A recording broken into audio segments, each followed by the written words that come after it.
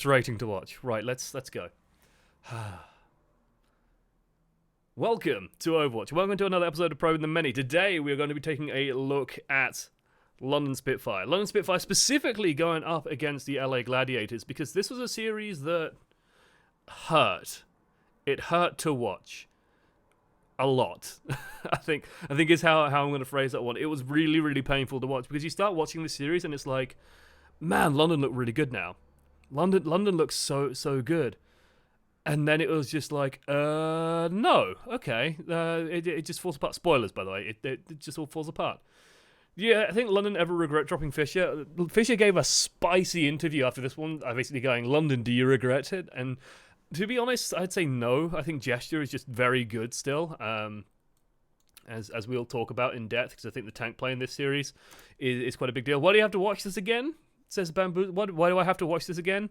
Because I have to watch this again, okay? And it's an interesting series to look at. Semler always looks like this is. You can tell look at the musculature on this guy. Jesus. It's surprising he's not wearing all his jewelry. He's not wearing his rings. And Semler is a surprisingly well-built dude. Just saying. Can mire. I'm mired, bro. Right. Blizzard World, right? Now, the thing with London Spitfire is, London Spitfire last time, they just did nothing but dive into a Brigitte comp. Like, against Dallas, I have vivid memories of London playing Blizzard World and just slamming into Dallas Fuel again and again and again and again and again and again and dying in most humiliating ways possible. And it's... Okay, Fisher is very good, by the way, guys. Also, am I on the wrong screen? No, I'm on the right screen, yeah. Ugh. What's interesting to me is London, again, waiting, scouting, changing things up at the last possible minute. It's very interesting to me to see that... Okay, yeah, so they're sending out, this is something that I'm seeing more and more teams do, and it makes me very, very happy. Which is, you can see Fury ranges out from the spawn and goes and checks, and it's like, what are they running? What are they running and figuring out? Sometimes you'd have to wait to 3 minutes 45, right? This is a crucial time in Overwatch, because... it tells you, that's when the enemy team will pop up when you press tab. So you get full information on what the enemy team is running at 3 minutes 45. But you can sort of circumvent that by just sending something like a Diva to scout it. So depending on what they're running, they might run this Sombra comp, they might run, the Sombra McCree, they might run Dive. And against this team comp, because there's no Brigitte, I imagine they're more comfortable running Dive. It just seems to be where London are comfortable at the moment.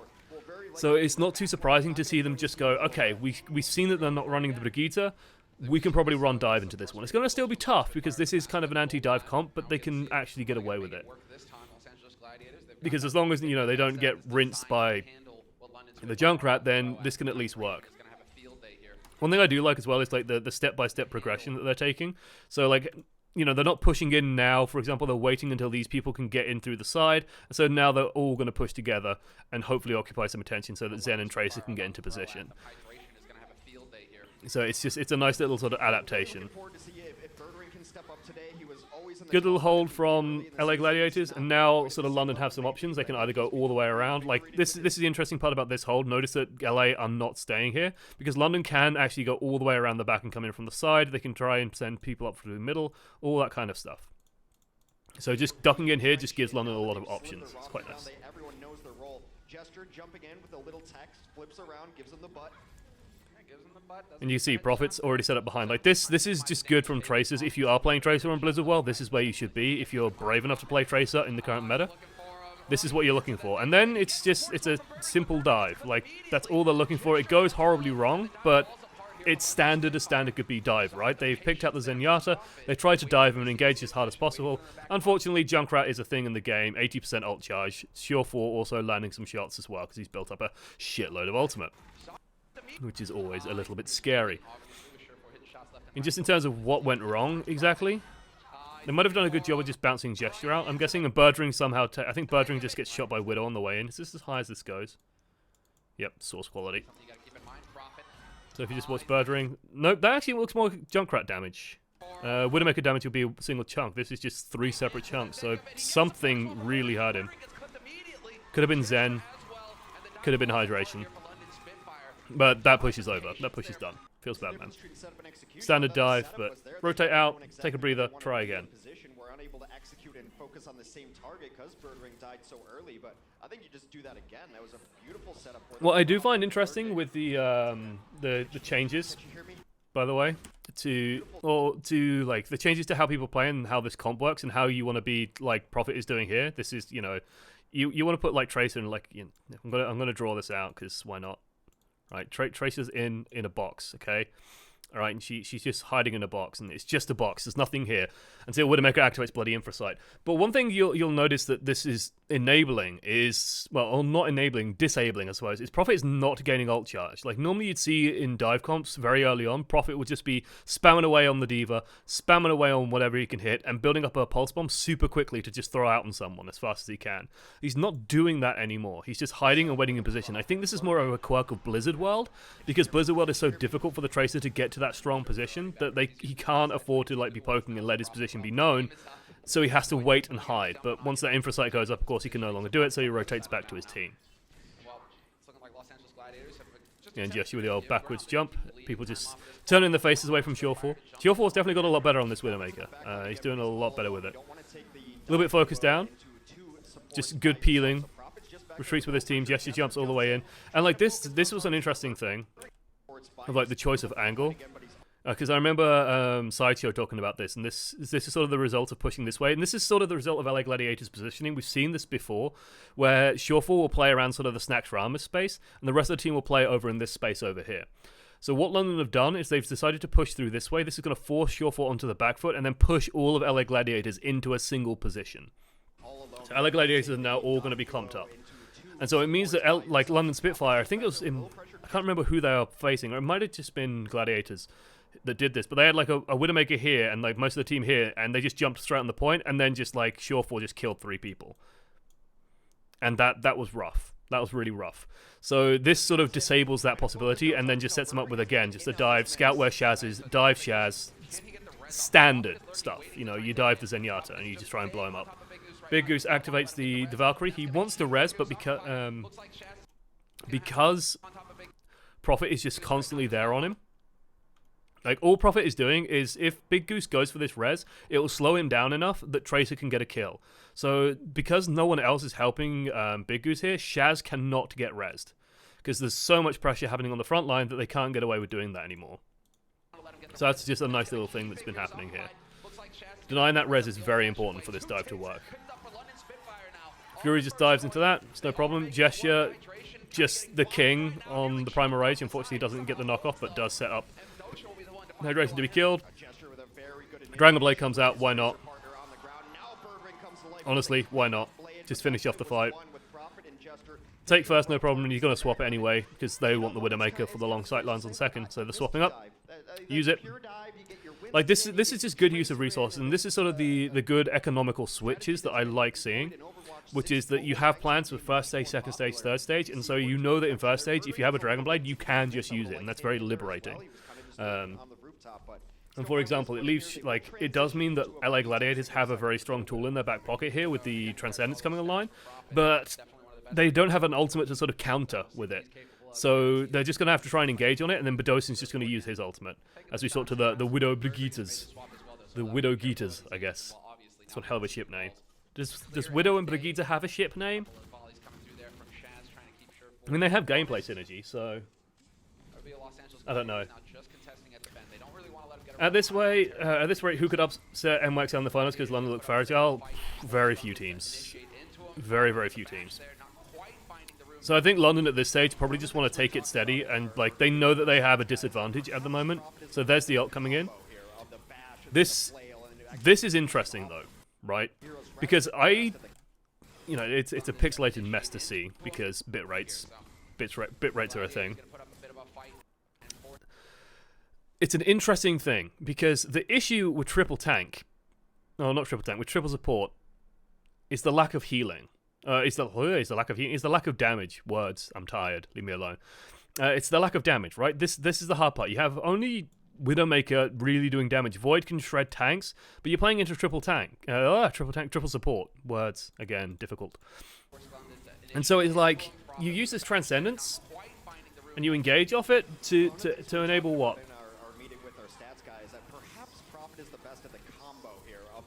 And like they even managed to cancel the res on Fisher, and then can go aggressive on it. And like, but you notice that London didn't counter the trance with their own trance. They didn't like, oh no, Shaz is trancing, I have to trance now. No, Bedosen just waited and waited and waited, and then Transcendence. And then the re-engage went through as the stun lands on Mercy. Okay, well, Mercy's out of position, we can stun her, sets her up for an easy kill. So it's that transition into a quick kill that is sort of the big difference here, where LA Gladiators, it felt like they just sort of engaged and didn't know what they were going for, know where they were focusing. I have no idea how Gesture got this kill. He just jumps into the backline and kills Big Goose somehow. He's just in the back, like, where is the peel for Big Goose? This is so sloppy. Gesture's just in there. And it's like, you have 3 supports. Why does no one save Big Goose here? And then Gesture just Primal Rages knocks Big Goose away and lands on him.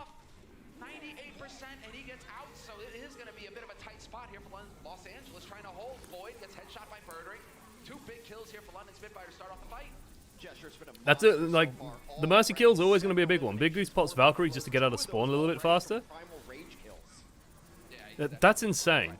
That didn't happen. Like, no way should a Winston be the one getting kills on his own. Would you agree with the casters who call Big Goose the weak link? It seems like he's not getting peeled for properly. And in that point, like, that is not Big Goose's fault. Big Goose is literally stood inside the team and nobody helped him. Like, Hydration was forward-facing, no heal pack thrown, there was no Orb of Harmony. No, nothing. Big Goose was just left to die. Taking out Brigida is almost the same as taking out a support, depending on the composition. She does heal, so next fight coming up. I mean, London have a good fight coming up. Like, the most notable addition to her kit, but the only thing that LA Gladiators have is a Transcendence, and like we covered before, Trance isn't the biggest deal in the world here. So it's just going to mostly come down to like these Widowmakers. Can they find a pick? Like, can they isolate the enemy Widowmaker? What can they do? Can they find a good dive? But London are going to have Rally coming online, so there goes the Rally. That's going to give them a big advantage in this next fight, because they get the 150. They're not on the patch that gives them 100. So they're going to be feeling strong. The big question I have right now is, yes, have they managed to scout Shorefall? Like, I'm genuinely curious if they knew where Shorefall was, because I don't think they did, because Shorefall repositioned, he was over here, and he was coming around the side here. So this is just solid reactions, I think. Might have spotted him out here, or might have someone spot him out here. Because he might have just been glanced as Birdring jumped here, because this shot is insane. Right? There's no margins for error. No margins for error there. You can see it on Shorefall's screen. The headshot is right there. Like, he's got him. But Birdring's just a touch faster. And so wins out the fight. That's a big kill because now, well, Birdring is free to just drill shots into people. And Widowmaker can do quite respectable damage. At least until Big Goose gets that res, but that's going to isolate Big Goose slightly from the team. Payload's going to get progress. I was hoping to see a little bit more from London at this point. There we go.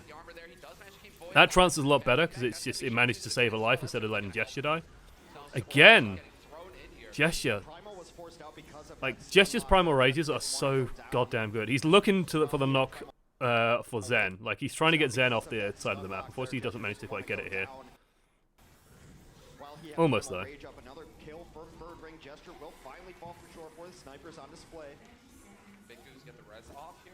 It's a spicy bomb, but Fury isn't going to die as well. Holy shit, Fury. The bomb was gorgeous. Like, just watch him launch this. He knows he's low, but he runs into these tanks and just throws it, and he throws it so that it's going to land past this pillar.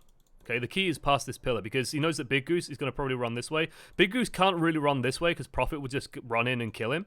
So it has to, like, Big Goose has no win condition here. Big Goose can't do shit. Tries to run forward, realizes, oh shit, I'm going to have to run back. Oh wait, that's right where the bomb lands. And even gets Shorefall. Notice that Birdring still has his armor, by the way. Oh no, they just used it again. Okay, that makes sense. Did Birdring lose any armor? No, Birdring hasn't lost any armor. So Birdring's just been unfocused this entire time. Birdring's just hitting people. Hopefully. Come on, fire a shot, son. No, you're not going to fire any shots? There we go. There's the shots coming in. And Brigitte, she of the infinite ultimates.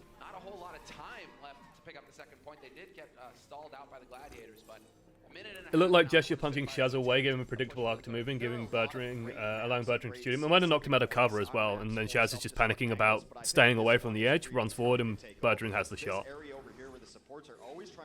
So I'm guessing this is going to be the bomb? Yeah. Oh, like, it's so nicely positioned. I mentioned this when I did the cast yesterday, but if you are a D.Va main, like, practice D.Va bombs and get a really good feel for how to do stuff like that. This is, I don't know why Hydration is this alone. Like, the strength of the triple support team comp is in playing as a unit and being a complete unit. And so, like, Big Goose ending up alone here, it's all too easy to just come in. Like, you have two people here, so he has to back away. And I think it's literally just Gesture that, you know, Gesture charges and then just comes in from behind, and, well, Hydration's dead. Hydration has no options there. Now Big Goose is isolated. Fortunately, they don't have any follow-up. Still running the Widowmaker. This like, third point with Widow is kind of interesting, I find, because there are some good sightlines and there are some good angles. It can be a little bit awkward, but it does kind of work. Gesture, I think, charging them more just to get out than do anything else. But he has his supports with him. Like, this is the big thing. Like, London are playing this team comp really, really well because Gesture isn't really threatened. They need burst damage to kill Gesture. There's no burst damage here except for Surefour, and Surefour's not going to break that barrier, so they can't do anything. Fury keeps collecting kills with bombs, but you notice that London Spitfire, like, LA Gladiators keep splitting up and, like, ending up isolated here and there and just ending up split off, and then they just get pick. Target focus is on point. London Spitfire not having that problem. They're just staying clumped. You're like, you're out of position slightly, you're dead. You're out of position slightly, you're dead. Beautiful use of the rally there. Gesture. What happened to Gesture? Oh, Hydration got him. Okay.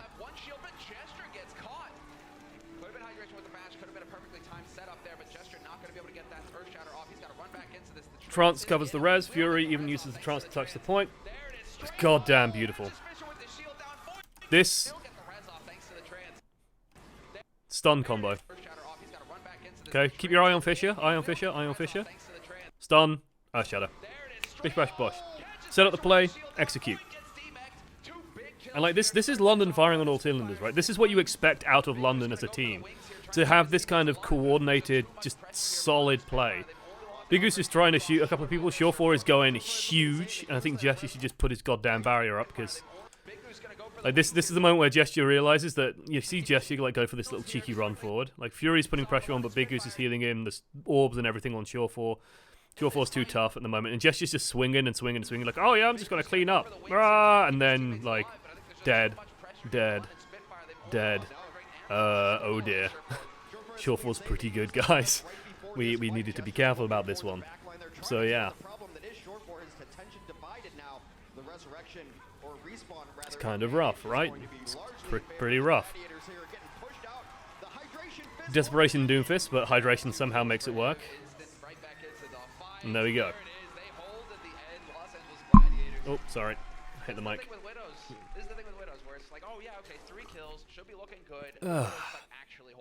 They don't know how the player numbers are assigned. I think the player's chosen, yes. Really nice play. I think they either get assigned randomly or they'll just like pick the numbers specifically. So yeah. So Cool Matt took 69 because he used to be Cool Matt 69. I think there's a couple of players with 1 as well for some reason. I don't care who plays as. They don't really mean anything. It's a very American thing. Like Hydration has 99. I don't know what number I'd take. Probably 8 if I had to. The reason why I would take 8, okay, is because my birthday is 08. So it's, if you I want to do identity theft, right?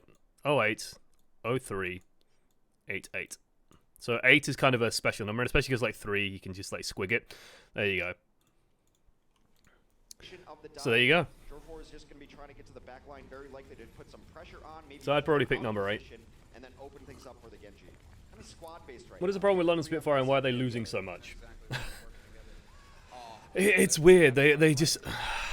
Like, Control throws them for a loop, and I think once they start losing, they get very rigid in what they're doing.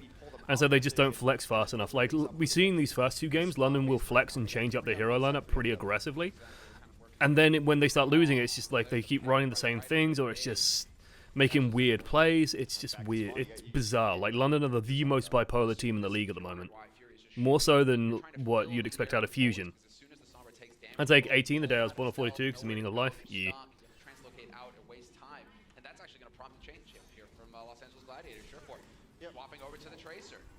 Again, relatively standard starting positioning. Very similar to what we saw London do exactly against LA, except this time, hey, like, the only difference here is that London don't fall back quite as quickly, and I think that's because London are just unpressured at the moment, and they have sort of good sightlines on various targets still. So they managed to just keep LA sort of pinned back. And because Prophet's landing some shots, hey. Whoops. You see how much trouble Void's in? And stuff like this is a big deal, by the way. I notice this more when casting, but stuff like this is a really big deal, okay? When someone is low on hit points, the healers tend to scramble to try and solve it. Like, the healers will almost get themselves out of position at times just to try and panic heal Void, and so that's going to leave Big Goose maybe vulnerable to a grenade because we don't have a camera angle on it, we can't tell. But Big Goose maybe was trying to heal Void and just gets caught out. Void even gets demeched by these grenades because Prophet's just hitting everyone. Lo and behold, London don't even have to move. What's nice as well, by the way, it's just a very small thing. So Fisher's being a bit cheeky and has to be careful doing this. So Fisher is currently actually hiding here underneath.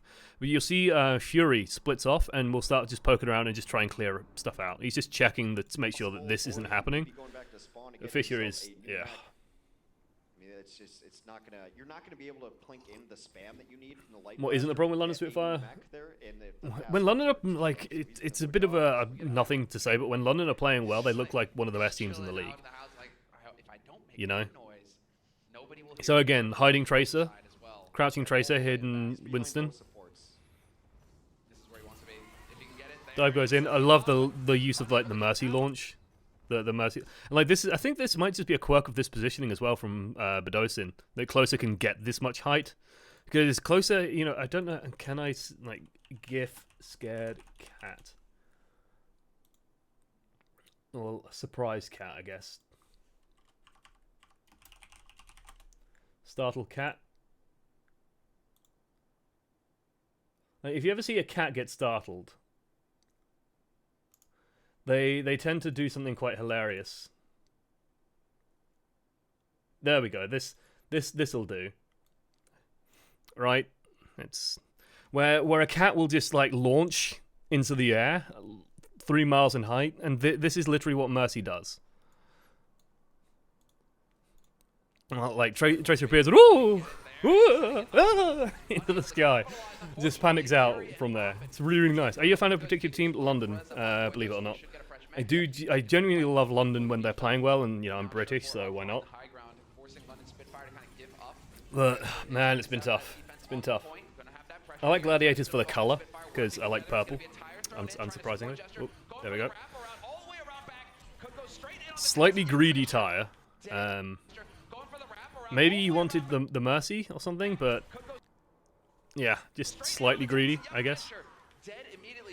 The nice thing about like this Orisa play, and like the reason why this is working and why LA Gladiators couldn't get this to work is because if you remember London Spitfire's offensive, like London went very, very aggressive and went pushed like all the way into the back and engaged super hard on Dosin, right? They went super deep. So if you look at the offensive that Gladiators are doing, they don't have that same level of pressure, right? They like. There's an attempt, but the supports are just there waiting for it and just sort of get the healing back up. Prophet has enough time to get some space and get some breathing room. And like Fisher's still around here. Fisher can't be here if they want to get this kill onto Bedosin. Now Prophet has enough time to get the Riptire out. Well, that's going to push everybody back even further. Once Fisher's dead, that's a huge amount of pressure gone straight away. And so Gesture can stay set up here, covering this single corner. Very standard Orisa stuff. If you're an Orisa player on, you know, on the servers, on ranked, understand this concept that you don't actually have to you don't have to throw your barrier here. It's good enough to be here on just the very lip of the point. Okay, this is good enough. All you need to fight for is this space here. And once you have this space, that's all you need. And you can use the wall, you can use stuff like that to provide you with cover. It's all very, very nice. That's all you need to contest for. So the rest of the team can play behind you. And now that this dive has run out of momentum, well, Infrasight's now up. Tanks are in position. They can play a little bit aggro. It's interesting to me that they can get that res going off. Big Goose almost died, but manages to get it off. Like, that's a bold res considering Fisher died here. Wouldn't mind seeing, like, Fury instead of going down here would pressure more for the res deny. Tell you one thing I did see that was very, very interesting in the Scrim Central of all places was just the amount of times, like, Concussive Blast and Whip Shot was being used to deny reses. Beauty of a trap, by the way. So Hydration has a blade, but unfortunately, because, you know, because Fish is back up, there's suddenly, like, a whole lot more pressure. The dash flubs. But I would like to just see a little bit more pressure on this hero. But, oh, hey, Shaz has used his ult. Where's Bedosins? That's the question. Fury slowing it down. Good use of the Halt as well, by the way. Notice that the Halt comes out just to pull Fisher into line of sight. Fisher has to Primal Rage to survive. Forces that ultimate out. Bedosins should go soon as they repush. And they go for a retake. Like, London are not the type of team to let it go. Again, Gesture, reclaim that corner. Understand the corner. The corner is very, very important. I'm guessing he's just waiting for hydration. So yeah, they're just respecting hydration.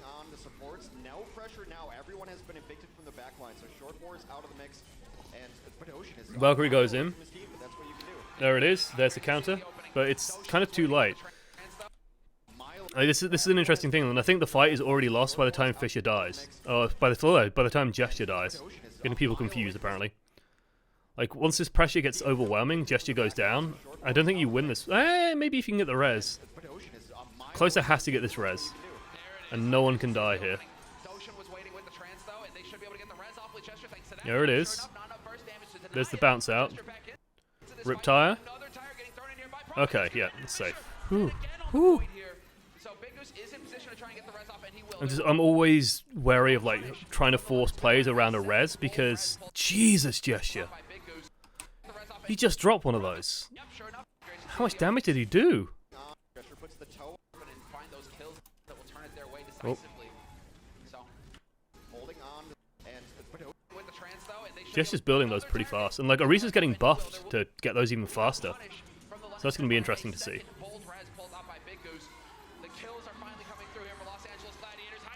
Valkyrie comes out, and there we go. Oh, Birdring. Oh, the Valkyrie.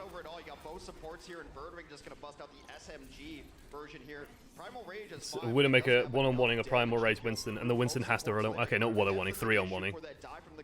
They didn't get the supports. It took forever. A long, drawn-out fight. London had to use everything. So why is he trying to claim corner when he's against the Monkey, Genji, and D.Va who can easily surpass Orisa's barrier? Because if they try and surpass Orisa's barrier, so he's claiming this space here. If they try and just dash past, then they're going right into the core of the team. And so he can just turn around and muller them, basically. It's way, way stronger to be defending from here, where you have a line of sight block and sort of just this narrow space to work in, where Orisa's going to be quite strong. There's not much flexibility here. It's going to be easy for Bedosin to land shots. It's going to be easy for the Orisa to land shots. It's going to be easy for Birdring to land shots. It's going to be easier for Fury to land shots in this sort of narrow space, rather than being out in the middle of the open and getting picked out from both sides. Right? It's very, very difficult to say hold here as Orisa, because then what would end up happening is Hydration would just be poking across this angle or from this angle over here. At least with this corner, you have a little bit of control over this space, but you also have like damage prevention from this angle, and from this angle. The terrain works with you.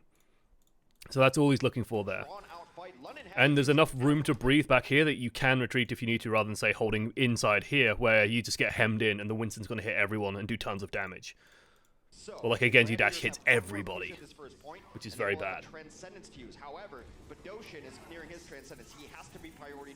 It's a whole different ball game now.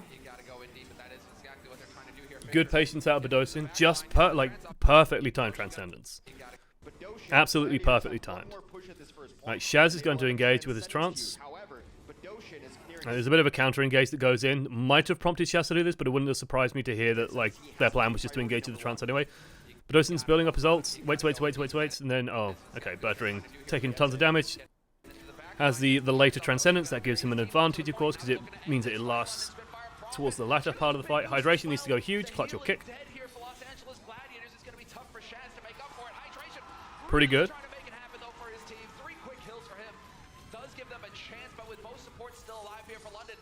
I think it's going to be good enough. Oh. Close. It takes a lot of skill to stick a Tracer. Holy shit. Profit, lol. And there we go. And you see the thing with London? Like, this is the thing with London. Like, that was clean. If you go over the barrier, then you can force him on the point, and you can let Tracer and D.Va melt the Orisa. Not necessarily. Like, he's just going to stay there and turn around and just fortify and just do tons of damage. You can't burst the Orisa. Like, if you try and dive the Orisa, that's not going to work because they're going to heal the Orisa so much. Just to make it clear. Where is my popped out chat? There we go. You have a flash of 2B's face as well. So basically, if you have the... So if you jump over the barrier and then you turn and try and fight the Orisa's not going to give a shit. She's going to fortify, Mercy's going to pump healing in, and everyone's just going to drill down a single target, like the Winston or the D.Va or something like that, and you're just going to burst them. Because Orisa has that fortify tool, it's going to nullify the effect of the dive. Like, fortify will stall that. What they're trying to do with these dives is they're trying to get on Bedosin, for example. But Bedosin's playing very well in terms of just peeling back, has his supports there with him, and then has Gesture just pulling people around and just causing problems. And what's not happening for Gladiators is, like, the dive just doesn't seem as focused. Like, Gesture, Fisher seems under way more pressure. And Fisher seems to be having a hard time just even getting the dive started. Meanwhile, on London's dive, it looks much more like, oh, well, you have, Gesture's in there in deep, and Fisher's kind of, well, Fisher's not getting that same result, right? Like, he's not stopping Gesture getting to the back line with his Tracer and his Genji in the dive sort of succeeding. Players beyond everything else, you have go to Lunar Colony.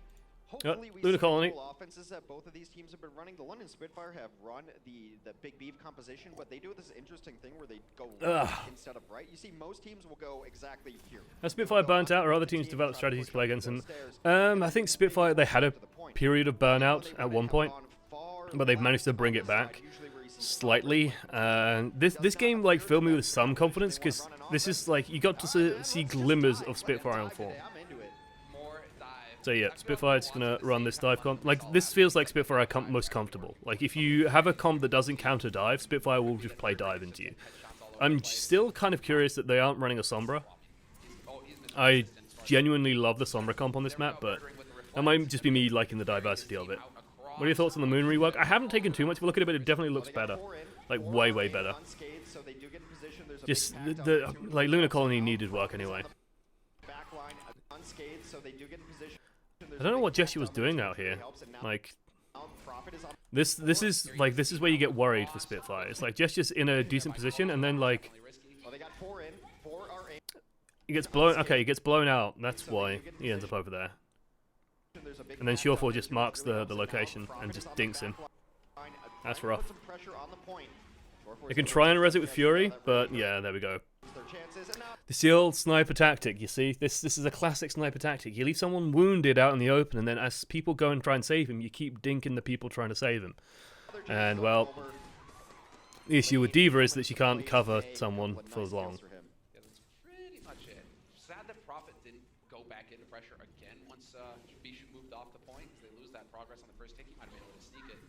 But they are going for the reset here on London's side. Not a whole lot of ult percentage to work with. Whereas Surefour obviously already up to Infrasight, so that's going to make life difficult here for London Spitfire going into this next push.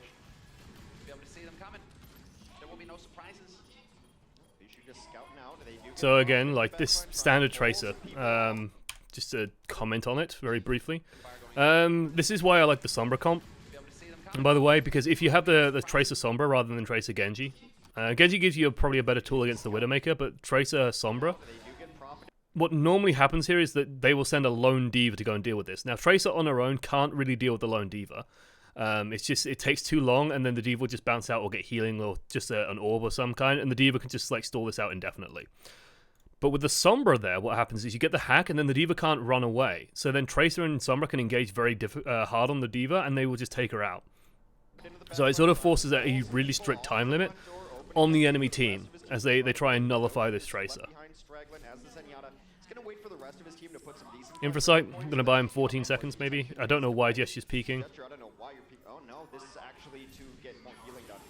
It's all timing now, but Surefour not going to have it. 2 headshots for him. Like, I think Hex is, like, hypothesizing that they want to get closer his Valkyrie, so they're just going to, like, shove Gesture out.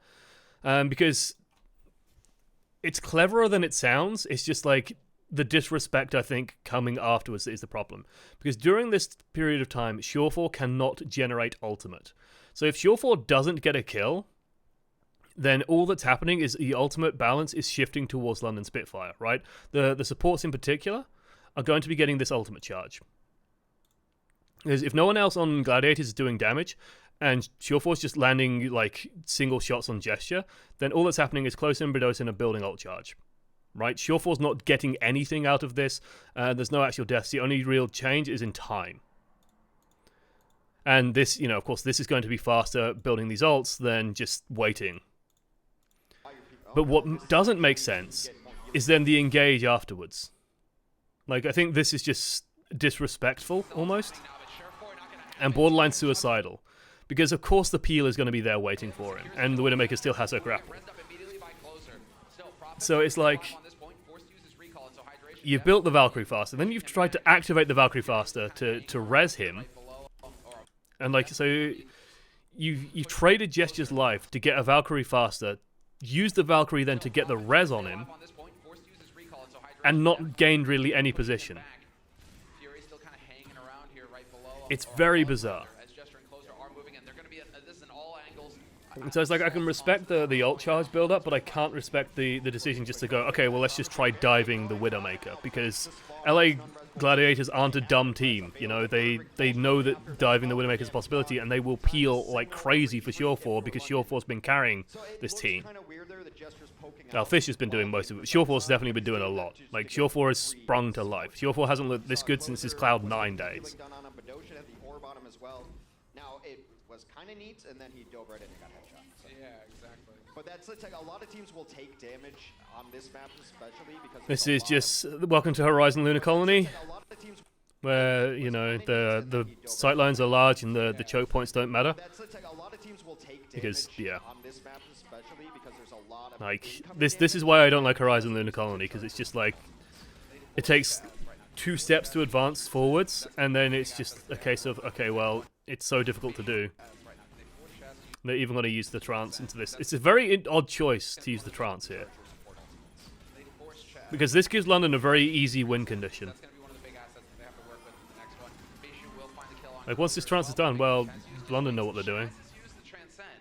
So they could go for the hard reset here, London, and then count on Birdring to roll in with this blade and do a maximum.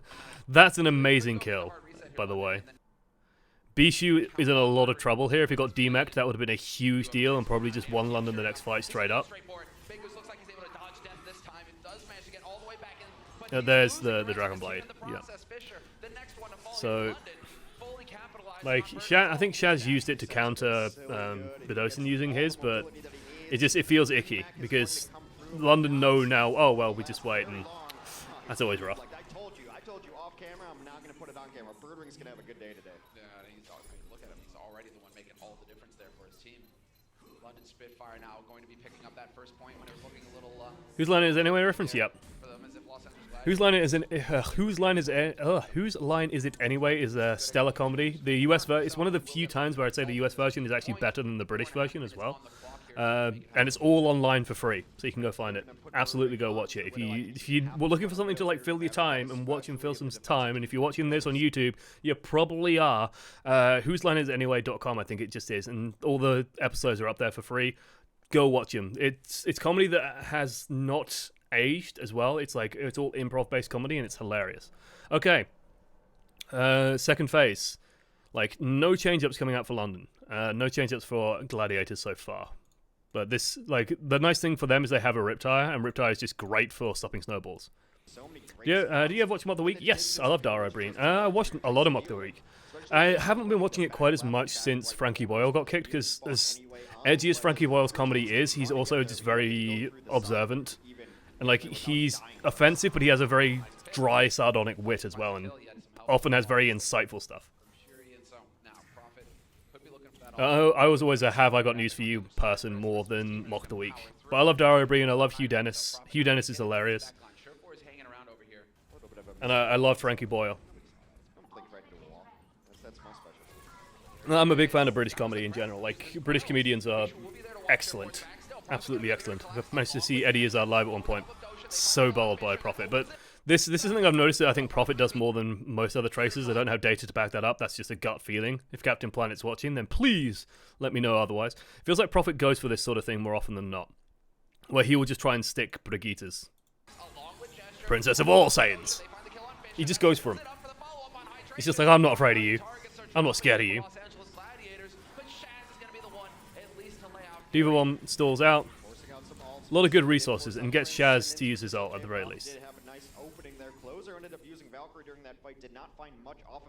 Seeing both Eddie and Dara live. I haven't seen Dara live. I want to see Dara live. I managed to see Eddie live in Sheffield, and it was superb. Then a tank has to come peel from them. In theory, that should set up a nice 5v4 on the other My mum goes and watches a lot of comedians. Ross Noble is one she rates really well. She says Ross Noble has a very good show. Swapping off the tracer. Oh, it always makes me a little bit sad to see like people swap off tracers onto Brigitte, but it is what it is. It is what it is. I am what I am. This is a very odd angle. Like Hex is commenting on it now.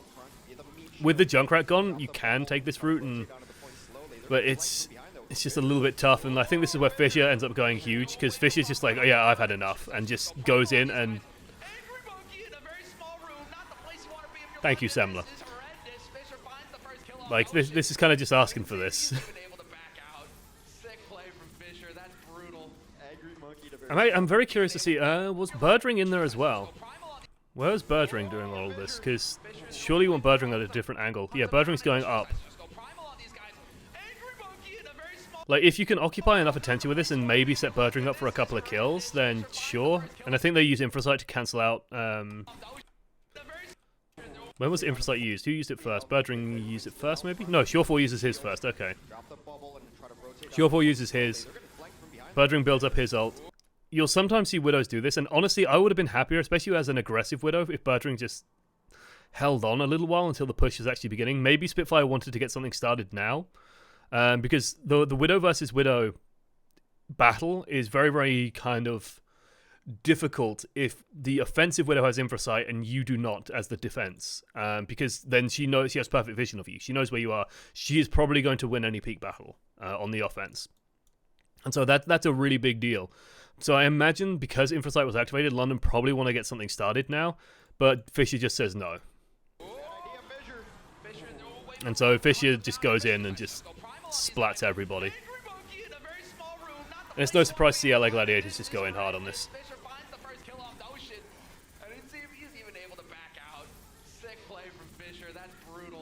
And once Prophet goes down, this push is done. But London, credit where it's due.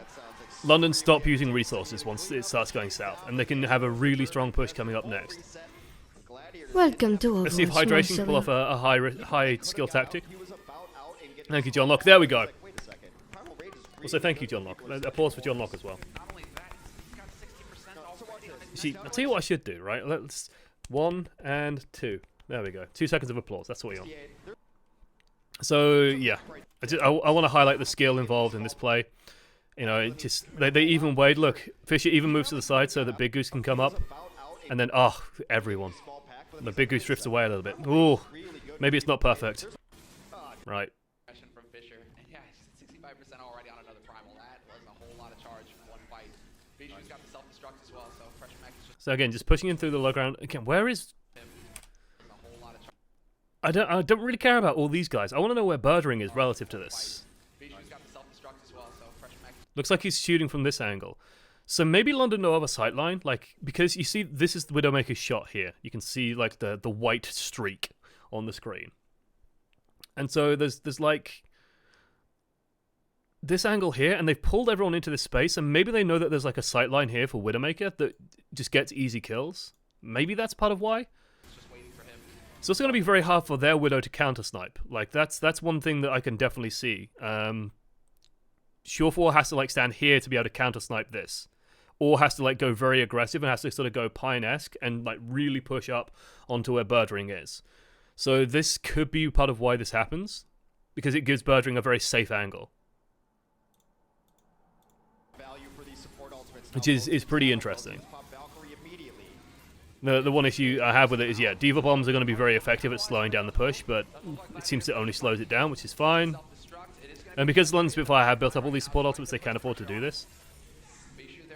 Forces the trance. Dosing can wait. There we go. He trances back. Fisher's in a lot of trouble here. Beautifully done. Target focus on point. Like, you notice that London are winning on the... Like, whenever London are winning, it's generally on the back of very, very precise target calling. Bishu cleaned up Hydration trying to hold. It's just going to be able to hold until Prophet gets his stun, or they just grind him down. Fisher tries, grind him down. Like, honestly, they can res Hydration all they like. He's just going to get on the point, stunned, killed. There, easy. Killed, easy. Target focus. The ongoing theme. And it's not anything complicated, but it feels like whenever London are losing, it is the target focus that seems to be lacking. Like, people are a little bit too independent or doing stuff that is just getting split up, not quite sure what they're going in for, all that kind of stuff.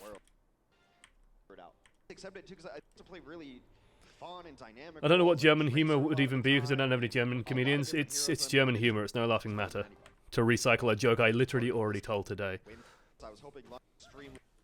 Big Goose is going to be the only healer as they run Hydration on Sombra and Shortboar on Widow. So it's Widow, Sombra, Tracer for the Gladiators offense. Not the first time we've seen it. London should be prepared. Do you want to know why British comedy is so good? Let me go on a tangent. British comedy is so good because we really facilitate our comedians here.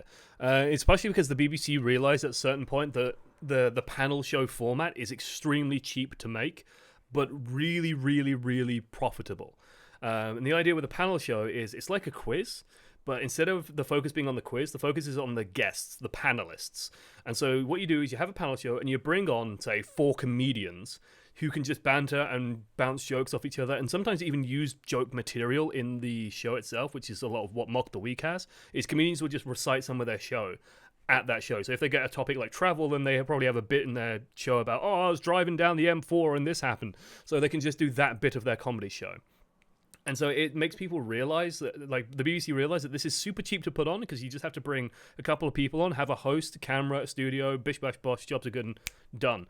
And then you just put that out. And what that means is that there is a constant demand in the UK for comedians, right? We have some like the A-list comedians who sort of rotate through and some like A-list comic personalities as well, like Stephen Fry and stuff like that.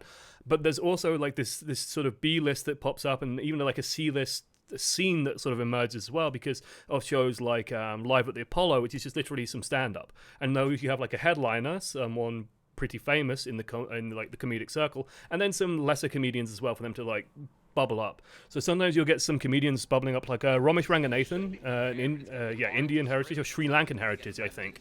Guy just like bubbled through, and he's hilarious. I love Ramesh Ranganathan.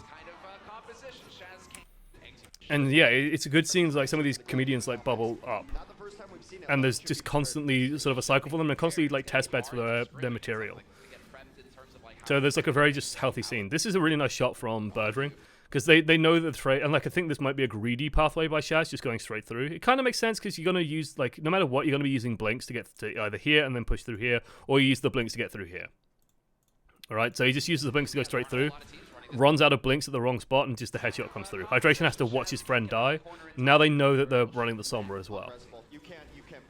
So they know that they are running this comp. They know that they've also bought themselves some time, so like Hydration's just going to take it easy. Hack himself some health packs and then wait for Shaz to come back. Not even taking the risk. And you can see that like Fury's already waiting for him on the low ground. Like he knows. The big question is, can they get the hack on Fury, and can they set up the kill on Fury? So you can see Fury's taking some damage. This is where I'd love the UI to tell you if someone's hacked or not. Because that's sort of the big question, is if they can get the hack on Fury, Fury's in a lot of trouble, and more people are going to have to peel back. But it looks like, because Hydration's just taking direct shots,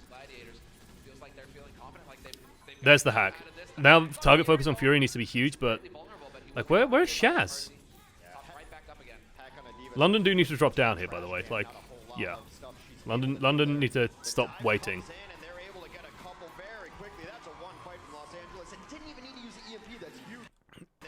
This is just kind of bizarre, because London end up in a position where they just aren't doing anything. It seems to happen quite a lot on Horizon, where it's like, you have Bishu here, you have Shaz somewhere, I don't know where, Hydration's on the point. And everyone just gets in underneath. And so, who are London fighting? Like, who are you shooting at here, London? As they will go for the push, Los Angeles Gladiators feels like they're feeling confident. It's like they all come through. Like this is the moment where, especially once Fury's hacked, Fury needs to be going help, help, help, help, help, and they need to be pulling back to go and deal with this. Like the Sombra Tracer relies on this hack, They've got enough out of this. and by the time they start running back, it's already kind of too late. Vulnerable, but he will get pocketed by It's like to me, this is the point where they need to be coming back, and they kind of are, but it's so messy and like. Gesture puts a barrier in a weird place. This isn't protecting anything really, and so the dive just goes in the back line. Kills come through. Fisher lands on like 3 people and does 150 damage. That was off of the end of a Valve from Big Goose, the very tail end of it. So yeah, London All the value Fury has. stalling Fury out. Fury can't even contest. Bless. They only kill him because they want to go. They want, you know what? They could have just walked away, just fucking zipped away. The one silver lining is that Prophet does have this this ultimate, and EMP like on second on Horizon isn't that good. Like this is just going to kill Gesture, and that's all they're going to get off the back of this. With the tire trying to make the difference here. That's honestly about as good as you can get. This is very good by Prophet. Holy shit, was that good by Prophet? Better play, but hey. Yeah, this Fisher took a monstrous. like with how positioning works on this map and on this point, what you generally see is like you can see that a couple of people are at the very least that's going to be Bedosin up here. You're probably going to see Fury either here or here. You're going to see Gesture contesting the point, and then Fury's going to contest the point. And they're going to alternate one by one. That's a terrible arrow. I don't even know what that is. Birdring's probably over there somewhere. Like you're not going to hit more than one person with the EMP. So I do kind of like the fact that Hydration just goes, okay, well we can kill Gesture now, so let's just kill Gesture now. Might have been more work to get Fury again, but yeah. But this is a sign of good scouting and just good knowledge, because they know where the crucial support at the very least Big Goose is, and he managed to get 2 for the price of 1. I think this might be on the back of Fury or Birdring spotting out where the Mercy is, but this is the sort of an important concept in high-level Overwatch that isn't addressed often, which is sort of information and information sharing. Right, the London Spitfire have done a good job here of informing Prophet where the Mercy is, if they're available to actually go for them. Because Prophet could have just tried to clear someone off the point as well. Could have just gone for Bishu or Fisher. Instead, opts to go for the support because he knows where the Mercy is, and he knows that he can get there. That's quite difficult to do, to have sort of the discipline to be able to refine your calls and get that pick. Shaz with a terrible bomb, like Sync just sticks the pillar. Doesn't get Fury on the DMEC and pays the price for it. Though Fury must be feeling a little bit glum now.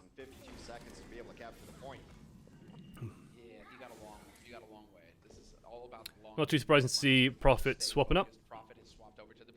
Fury with the damage amp just to give him a little bit more power so he can try and build assault.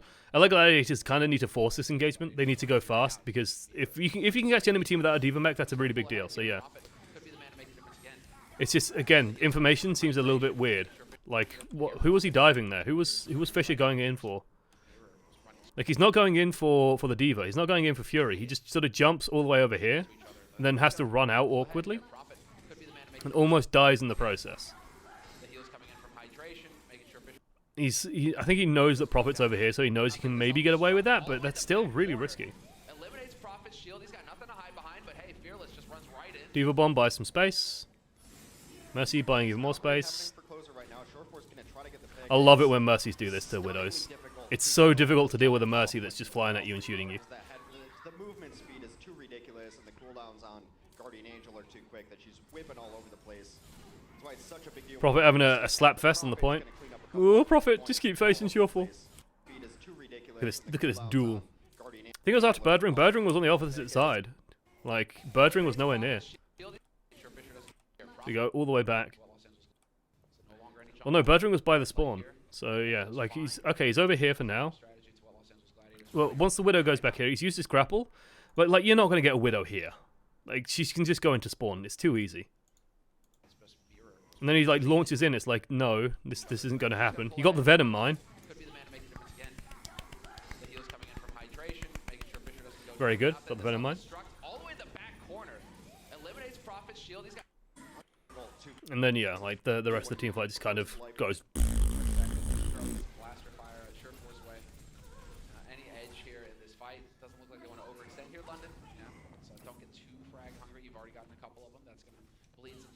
clock. We're down to 4 minutes, Okay then. 30-something seconds. Small advantage. Sure does have room for sight. Birdring doesn't, but he will get it in a single shot and probably get it on the way in here, so he should be okay. There's the high skill rally play, although not everyone is there. Oh, Gesture's not getting all this armor.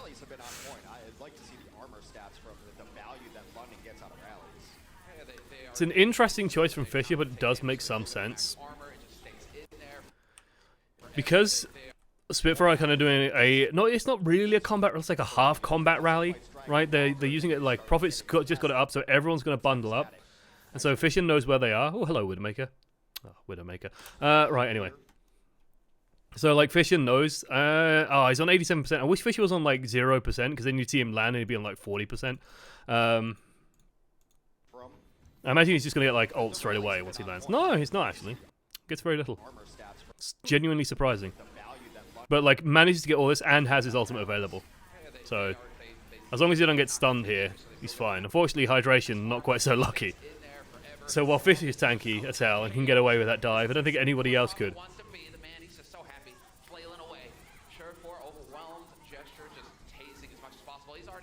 And again, London chasing all the way out. DMEC is huge.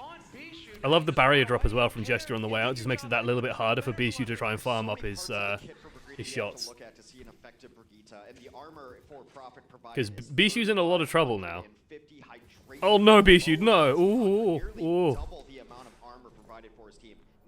I love the fact that he just got pinged out as well. Like, they might want to kill him around now, but just keep bouncing Bishu out. Because they can't engage without the mech. Fisher's on the Reinhardt, interesting. Karaoke stream 2, when? Ooh.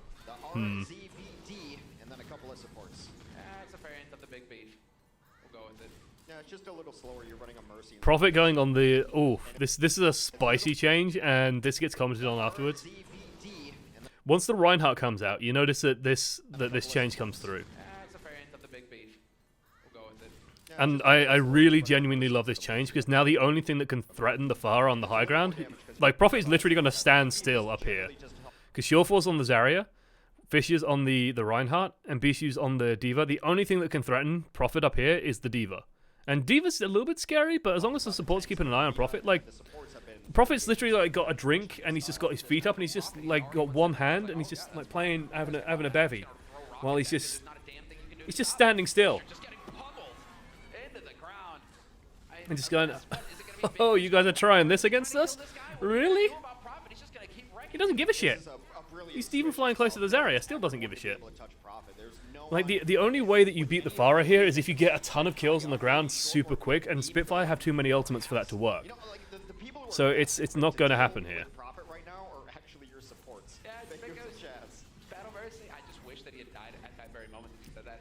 And he's already got a barrage, guys. Gonna get another D-Mech on Bishu on the exit, maybe? Or maybe get the Mercy? Like, they want the D-Mech. That's what they're hungry for. They're not too interested in the Mercy, they want that D-Mech. I have so many things uploading and encoding right now, my computer and internet is crying. Encoding is rough. It's so boring. It's like, you have to just you have to wait for 2 hours. I remember encoding a video that took literally like 20 hours to encode. And it's like, you can't use your PC for anything during all that time. This is such classic Pharah play, and like, this is something you should watch for if you are playing against a good Pharah, and they have barrage and you're moving through choke points. Like, you need some form of scouting. You need to know, because the old drop Pharah this is good Pharah, because you can't shoot this Pharah. You can't stop this without the D.Va catching everything. And so, like, Bishu needs to be already using his resource. He needs to already be using Defense Matrix as they're coming through here.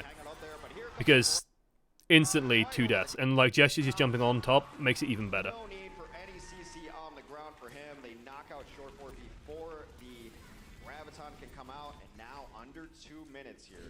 Perfect. That's textbook stuff coming out here from Prophet. It's nutty. It's not hard to do, right? That's the thing. This is the big thing I want to focus on. Is it's not hard to do. That wasted rally as well. Did he use it during the barrage? Welcome to Overwatch, Hey, Audacious Owl. You've subbed before, Audacious Owl. I'll give you a 1 second clap because that's what it's telling me, but still. There you go. 1 second clap. Feels good, man. You scrub. Welcome back to the scrub hype, Audacious Al. That's what you get. That's what you get. Yeah, what is this rally? Oh, it just uses it as they're going in. Ew. This needs refinement. Like they should know this barrage is coming though. They like I imagine when they went through that, like all 6 of them combined. I'm gonna take off my glasses to do this. Went like, you know, it's that freaking obvious.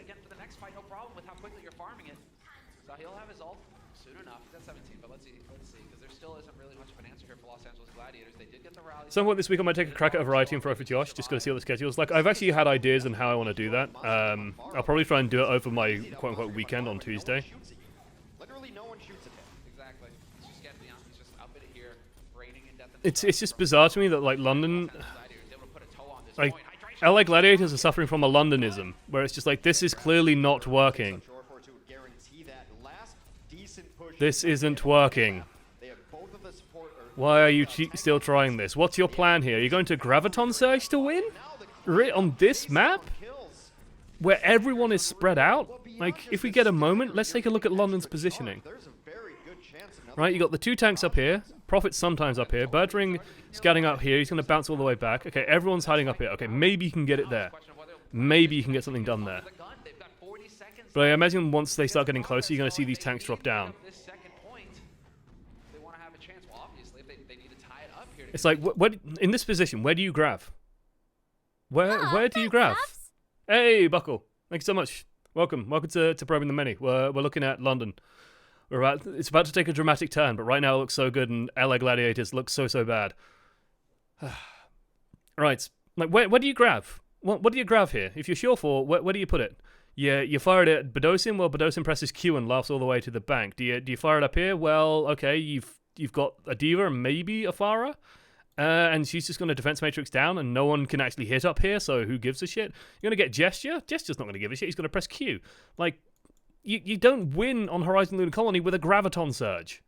You don't. You just don't do it. It's rough. It's as rough as the doggos being posted in my chat right now. Hey.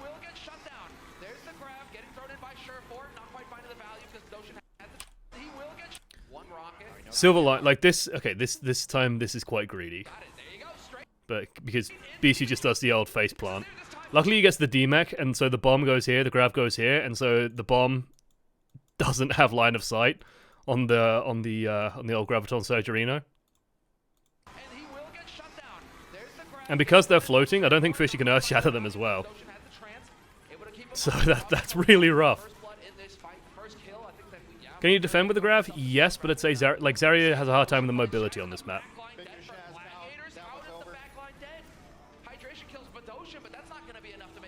I legitimately think that the fact that they're all off the floor really fucked LA here. This grab could have worked out if they caught them on the floor. But because somehow they've ended up floating like this, Fisher can't earth shatter them. Because imagine if they come out of this grab and then into an earth shatter. Well, then Fisher just kills everybody. Unlike Fisher, Hydration, Shaz, they can just kill everyone. And Shore4 can just right-click into it. But because they all just drop down, and like Fisher doesn't shatter, because I'm sure he's waiting for the ult to run out as well. Gesture repositions to the high ground. Dosin's backed off. Fury's like contesting the point. There's nothing to shatter anymore. You can just get rid of Fury, but Fury's getting focused down anyway. Big Goose gets dove by Closer and by Bedosin. Like this is London just playing crisp, clean, sharp, good Overwatch. And this is where you're like super excited. You're like, man, yeah, London, they're so good. Oh yeah, London. And then Oasis happened. And then it's Oasis, and you're just like, you know, London, they've won some games on Oasis now. Maybe it's not so bad. Maybe it's not so bad. Actually, I know the Overwatch League added statistics to their page. I wonder if they've added like map wins in terms of like, oh, on this map. Player stats for all heroes. I kind of want team stats. It's just kind of some overall stats. There's nothing really refined about it. They have time played. They have some damage stats. Yeah, they don't have like win rate on map for London. I'm sure it's not great on Oasis. I'm sure it's not great. Maybe Overbuff has it. I think Overbuff does track this now. Boston Uprising does Fuel. Houston, Ghana, London. It's my favorite thing to watch in Overwatch. Where's the stats for London in general? Oh, sod it. It's not great. It's not great. And so you're like, I'm sure London can pull it off. Now then, Hydration has a dank-ass Pharah. Very fucking good Pharah player. So something to always watch out for is Hydration's Pharah. London, meanwhile, going the more traditional Widow Tracer, right? The old Tracer maker, Widow Tracer, trash shit. Winston Labs might have it. So she's a good shout. They're generally like better for the hardcore stats. Hedrick Toaster keeps saying that Semler looks like a lumberjack and he's ruined for me. So you have to see it too.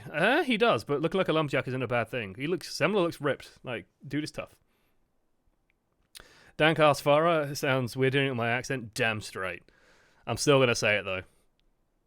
I will fight for you, Widow Tracer ship. It's trash. It's terrible. It's awful. I think my viewer count just dropped a little bit when I said that as well. So whatever. If you're a Widow Tracer, right. Mercy Maker's the true ship. Anyway, enough. Right. Yeah, Widow Tracer coming out for London Spitfire. No surprise to see LA Gladiators running the pharmacy though. No surprise at all. Semler is daddy as fuck. IDGF. Yeah. Widow Tracer's Western Mechanics. Look, Widowmaker was married. Like, technically speaking, Widowmaker is, it's as far as we know, completely straight. She was married, for pity's sake. By all accounts, she was married happily, even though it ended really badly. So this battle here, because of sort of the nature of this, is going to be mostly a duel of Birdring and Hydration. Like, whoever gets the better of Birdring and Hydration is probably going to end up determining who takes control point first, at the very least. Because until they deal with each other, they're both going to be pretty obsessed with trying not to die to one another. And like, Shaz should die here, but Prophet just plays it safe. Birdring gets rid of Shorefall. Quite nice. Now Birdring gets rid of Hydration. And it's like, ooh, ooh, ooh, ooh, oh. Good stuff. So Widow and Tracer hate each other, Hanzo and McCree don't, as far as we know. I don't think they care about each other. But yeah, there's no way Tracer can like like Widowmaker, and Widowmaker doesn't like anybody, so.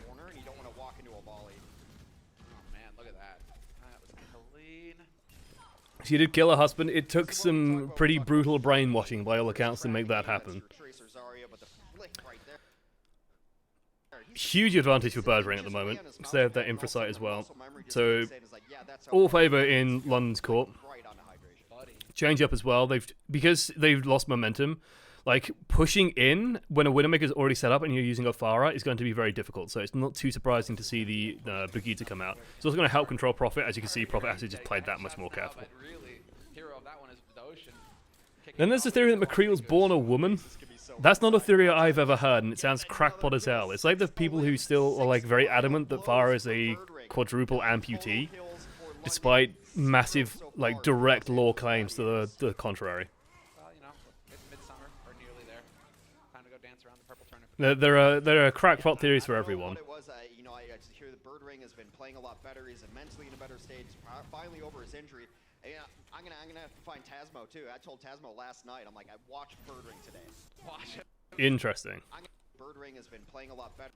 He's immensely in a So all Prophet's waiting for here, if you're curious, Prophet's just set up for a pulse bomb. Like, he's not poking, he's not doing anything, he's just waiting, biding his time. Waiting for his moment to strike, blink forward, bomb someone, get out, no problem. I think he's just being very cautious about where Shore4 is, and then sort of gets spotted, so he's going to back off. He is going to relay this info to Birdring at least. Birdring's playing really far back, which has me worried. I think he might be worried about Shore4 having infrasight. So Birdring's playing very safe at the moment. It feels a little bit too safe, and so Surefour sort of gets away with this. It's very hard to make him out, but he's just sort of stood there in the doorway, marking where Prophet's going.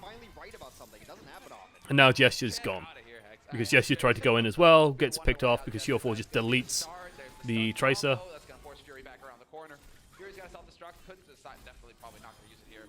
No real use when you're And then 80% to 12, but it's City Center. 79% for London's And again, pushing into City Center when they're covering the doors, it's kind of tough. It's kind of tough, and I think like Birdring just ends up out of position during that, and Surefour gets away with murder. You run it and you make them deal with it.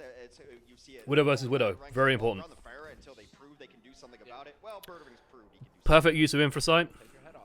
Just to sort of piggyback on the Coach of the Many we did on Widowmaker not too long ago. Engagement starting to begin. Surefour activates Infrasight just as it's about to start, as most of the tanks start coming around the door.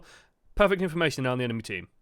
Birdring can't counter as well because he's behind, because he's used his recently, so there's no sort of counter snipe there. Surefour has all the advantages. So already a difficult sort of push angle is now been made even more difficult, because Surefour has this perfect info and can abuse that. And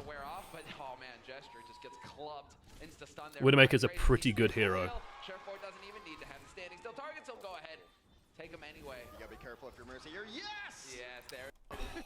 Still targets, he'll go ahead. Being fair, Take him anyway. Fury wanted to reset, but it's always rough to see, stuff like this. Standing still. Like, Surefour the fight is over. standing still targets, he'll go ahead. Take him anyway. It looks like Hydration just bapped him in the face. Yes, there it is, Fury. That's why you don't play in traffic. Nice rally here too. Everyone on the ground, even Shortboard getting some armor from this rally. That's how you want to use that one. You don't want to use it to engage in combat. Yeah, armor regen over time is nice, but getting everyone just at their full A nice visual glitch there. regen over time is This is something that's also cool, by the way, if you are a Brigitte player. Like, remember when I was talking about like the idea of information and scouting? Like this is just pure info, without even having to use like an emote or something. You can just bring up the barrier and peek around a corner. And so Prophet has just information. Like Hydration's doing the same thing right back. So they're just like, it's like, it's the old Scooby-Doo cartoons when like they peek around the corner at exactly the same time. Like their faces just like match each other. I don't think, I imagine Hydration can see Prophet because like there's a little bit of a tail poking out here with the sort of sarong thing on her armor. So yeah, they can spot each other out, but scouting, very important. Prophet, so he's working his way towards his own rally for London Spitfire. Fisher looking to get into the back line though. This is excellent. Now this is gonna look close. Guys, can we not have a debate about, well, not even a debate, but Shot on him. The first frag there we can say the sociology debate for another time. bring it back into a 5-on-5. This is bold by Fisher, but he does have Primal Rage, so he can get away with it. Even gets out the trance. Very nice. The first frag there to start things off for Los Angeles. Like, that's a really good start here. Gladiators Birdring, though, does manage to bring it back A bit of into a pressure from 5-on-5. Fisher. Fisher knows he can get away with this. Just trying to pressure down Bedosin as much as he can. Gets the ult. Shaz, I think, reacts a little bit too early here. But because people have, the people have already died and Shaz just reacts. Maybe he's trying to... No, he's not even trying to save Void. He's just trying to salvage this fight as much as possible. whenever you see a Winston playing like this, just assume they have primal. That's the reason you see like, well, that leap doesn't make sense. And Birdring, yeah, a little bit isolated. I think Birdring just tried to split off and tried to get something done, but leaves him in trouble. Fisher's getting away with so much here as well. Like, this is such good play out of him because he knows he has Primal, and he's just getting... Like, he's not been forced to use it as well, so he can continue playing like this. That's the perfect target here for Fisher. And so I want to go back to something Hex said, which is like... well, that leap doesn't make sense. Alright, listen to Hex. No fear yet again. Going straight into the room, tasing everybody. Whenever you see a Winston playing like this, just assume they have primal. That's the reason you see like, well, that leap doesn't make sense, and just they Right, so Hex is absolutely correct, right? Fisher's playing like this because he has Primal. That doesn't mean that you just ignore the Winston. It's not something that you would ever fix. It's not something you'd ever solve by just ignoring the Winston, because he's just going to keep doing it. You need to still pressure the Winston and force that Primal out. Otherwise, he's going to continue playing in this very sort of aggressive, high-intensity way. That's the perfect target here for Fisher. Fisher, even if he dies, fair enough. And this is a common thing that I've heard mentioned before. I mentioned it during Scrim Central a couple of times, that tanks in the current meta, especially in the Overwatch League meta, are way more likely to throw their life away than previously. So if a tank can trade, it's honestly a positive, especially if it's a non-tank they're trading for. because, you know, the power of the res, the power of sort of bringing them back in the fight is huge. But also, because there's so much healing, the amount of damage output and the likelihood of a tank killing someone is pretty limited. So if a tank can get some kind of value and die for it, it's honestly still pretty good value. At least that sort of seems to be the common consideration. So Fisher sort of went through about 2,000 hit points worth of damage in terms of using 2,000 hit points and still dealing damage during all of it, and got results and then died, but it doesn't matter because he's managed to get picked up afterwards as well. And even if he had to stay dead, it's still probably worthwhile for him. And then this is where you're like, oh no, it's happening. London. London, please. Triple support, triple tank on both sides of Reno.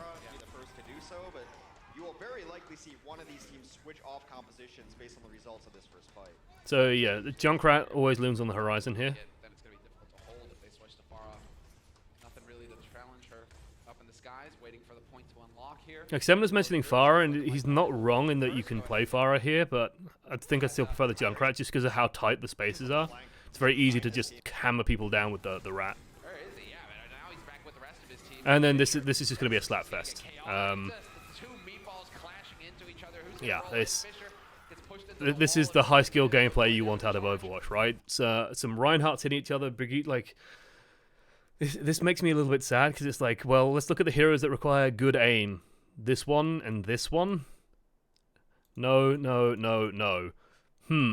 like, sure, you can comment on decision making, but if I wanted to play a game that revolved entirely around decision making, I'd be watching Dota or I'd be watching League. I wouldn't be watching Overwatch. So it does make me sad when I see the meta like this. It does make me a little bit sad because it doesn't give you room to to have these breakout plays. It's not like a Widowmaker that's like dinking everyone's heads and popping off.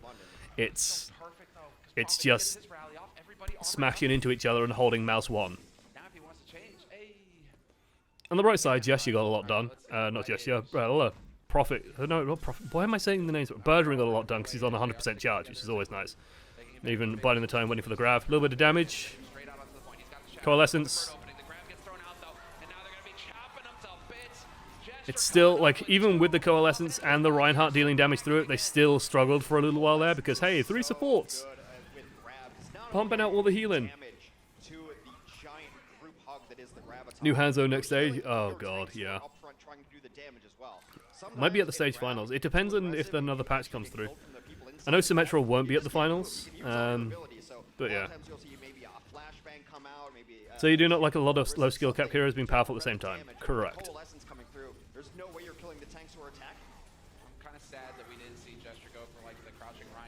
It's an interesting charge. I mean, it leaves him in a good position, in theory, because Gesture is the kind of player that will go for these Earth Shadows as well. So if people try and follow him, he can just bring the Earth Shadow through. It does open Fisher up for the Earth Shadow, though, and it's going to make it, like, Gesture can't Earth Shadow with Hydration here. So, like, now he might be able to if he can get some healing, but yeah. So this charge, I sort of went through and said it's okay. Actually, no. I think I know what he's going for, because Prophet is waiting here. So maybe he was expecting the stun and then the charge to go through, but the stun doesn't last long enough and it's just out of coordination. And then Gesture ends up trapped back here with a Brigitte breathing down his neck and he can't break his way out. Fisher has an open field. A little bit too fancy, a little bit too cocky. Like, if instead of having Prophet waiting on the side there and they just, like, stunned Fisher and Earth-Shadowed everyone, they'd probably have a better fight. Welcome to Overwatch, Monsilly. Hey, Officer Duffus. You're a boss, Josh. Hey, Hop thanks so much. 1 and 2 and 3. There we go. I'm happy with that. I'm happy with that as a thing. Wouldn't Orisa be high skill cap? What differentiates a high skill Orisa from a medium skill Orisa? What differentiates the top 1% Orisas from the top 10% Orisas? Slightly better aim, slightly better decision making. What different, like this? Okay, just before we continue this, just to sort of help with this debate and like help with how you picture this debate, what differentiates the top 1% of Widowmakers to the top 10% of Widowmakers? All right, the top 1% is probably going to like, because of how skill grading works. Actually, let's do it this way. To 1%. Right, if you graph it, it's not going to be like a linear curve throughout, honestly, or a linear line throughout. You're actually probably going to see something like a ramp up in terms of aim, right? right? It's going to work like that. And with the top 1% of Widowmakers, it's going to probably be like a big differential between the top 10% and the top 1%. With Oasis, not quite so much. With Reinhardt's, not quite so much.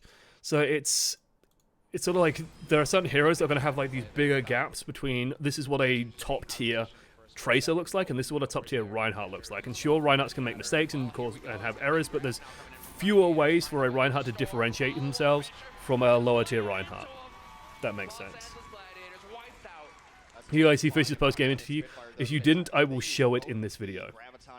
Because it is magical. More people need to say that. Yeah, the Overwatch has never been about who has the best aim in the current meta. I'm sad. Like, I'm okay with mostly being meta, but not being the meta. I mean, I disagree partially with the idea as well that, like, Overwatch has never been about who has the best. I think having the best aim should factor into this. This is an FPS game. So it should count. It should matter. And it kind of annoys me when it doesn't. I like this out of LA Gladiators, by the way. They realize that, hey, like, we can just engage, and they just do. This... So they might as well. Bomb goes in as well. There we go.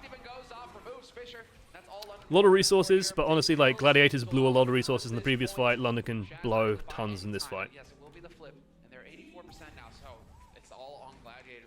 You're either OG or you're not OG. That's how you differentiate a good Reinhardt. I'm not the biggest fan of shit like this. Like, especially when you're on this much of a knife edge. And, like, again, Gesture leads this and just, like, you're going to get destroyed. Like, it's just not quite refined. It's... Remember when I was saying, like, target focus is the big deal? This feels like Gesture's on his own here, and there's just not enough helping. Like, you need the stun to land first. You need Prophet to stun someone before you do this. Instead, Gesture just, like, blindly runs out. They should just let everyone just start moving forward. They should let Fisher come out and then charge him or something like that. Instead of just Gesture just blindly runs out at him. Hydration just backs away. And then Surefall just shoots people. It's like you get half the damage there, but then oh wait, they've just counter-engaged on us super hard. And instead of getting the pick you need, Bedosin dies, and oh no, now they have a Pharah and they're just killing everybody. Because there's no way to win this against this Pharah. Like you can see Birdring is trying.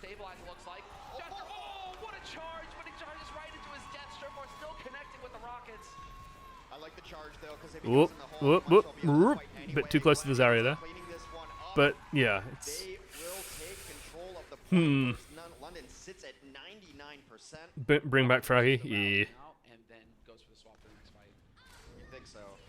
Like, there's the rally. Just do it. Rally now. And sitting very far back. No, they're not going to go for it. They're sticking to their guns. Alright, must come in. Alright, then. Alright, let's see if this works. Because Surefour now, he's just going to be grinning ear to ear when he sees... So yeah, this, you know, this is... London did this on Horizon, and again, like, the only thing that can stop this is Fury. And if Fury can't kill him in a single dive, then he's in trouble. So, like, Fury rockets up and tries to just bounce Surefall away. Surefall conks himself off, has healing, is fine. And then Void just backs everyone off. That one kill on Closer is going to be enough.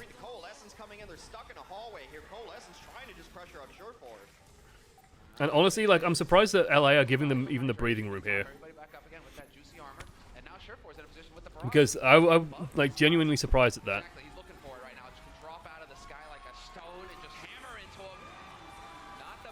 Good catch from Fury, but like again, you can't, like, they can't leave this far up as well. Like, I don't like the fact that Fury like dropped away. Fury should have just done the run in. Maybe he couldn't do it for some reason. It looks like he has enough rocket to do it, but he just cuts short. Like, I think he should have just done the Pharah face plant, where you just plant yourself into the Pharah and kill the Pharah. Because if they don't kill this Pharah, they lose this fight. Like, they don't even kill anyone in this grab, because everyone's so busy worrying about the Pharah. Chips is the best Mercy in the league. Oh you. Oh you. Poor Chips. How the mighty have fallen. The Overwatch League is brought to you by T-Mobile, America's fastest network ever. Omened by... And yeah, Oasis. Now, you'd think Gibraltar would be good for London Spitfire. It's home territory. As I piss off every single Spanish viewer, if I have any Spanish viewers. Because I know that's actually quite a sensitive topic. I remember talking to the Spanish community leader.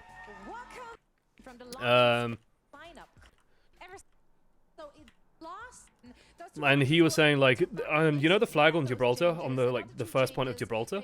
It used to be a British flag. It used to be a British flag. And then it was changed because it is a matter of a little bit of contention of should Britain be, in charge of Gibraltar? Technically, it's a little bit closer to Spain, shall we say? So it got changed to the Overwatch flag. And I was just like, I remember, because I think it was me, Stein and Ryan talking to this guy. It's like, no, it's British, come on, it's British, it's ours. Because that's how we are. But yeah, it was like, As part of Her Majesty's Empire, we want it fair and square. I tell you what was fun. Me and Sty were talking the other day about because we named Team UK. By the way, if you haven't already, follow 7 Lions on Twitter at 7 Lions. We were deciding on names, and it's like, well, what about Harrier, for example? And apparently, when Hurricane's name was being decided, Harrier was floated. Because Harrier was the more modern jet for the British Army. I think now they use the Eurofighter, but it was the Harrier, like the Harrier jump jet. And it's like, well, Hurricane's meant to be like a sister team to Spitfire, so why not use the sister plane to the Spitfire? So you have the Spitfire and the Hurricane, and so that works quite nicely.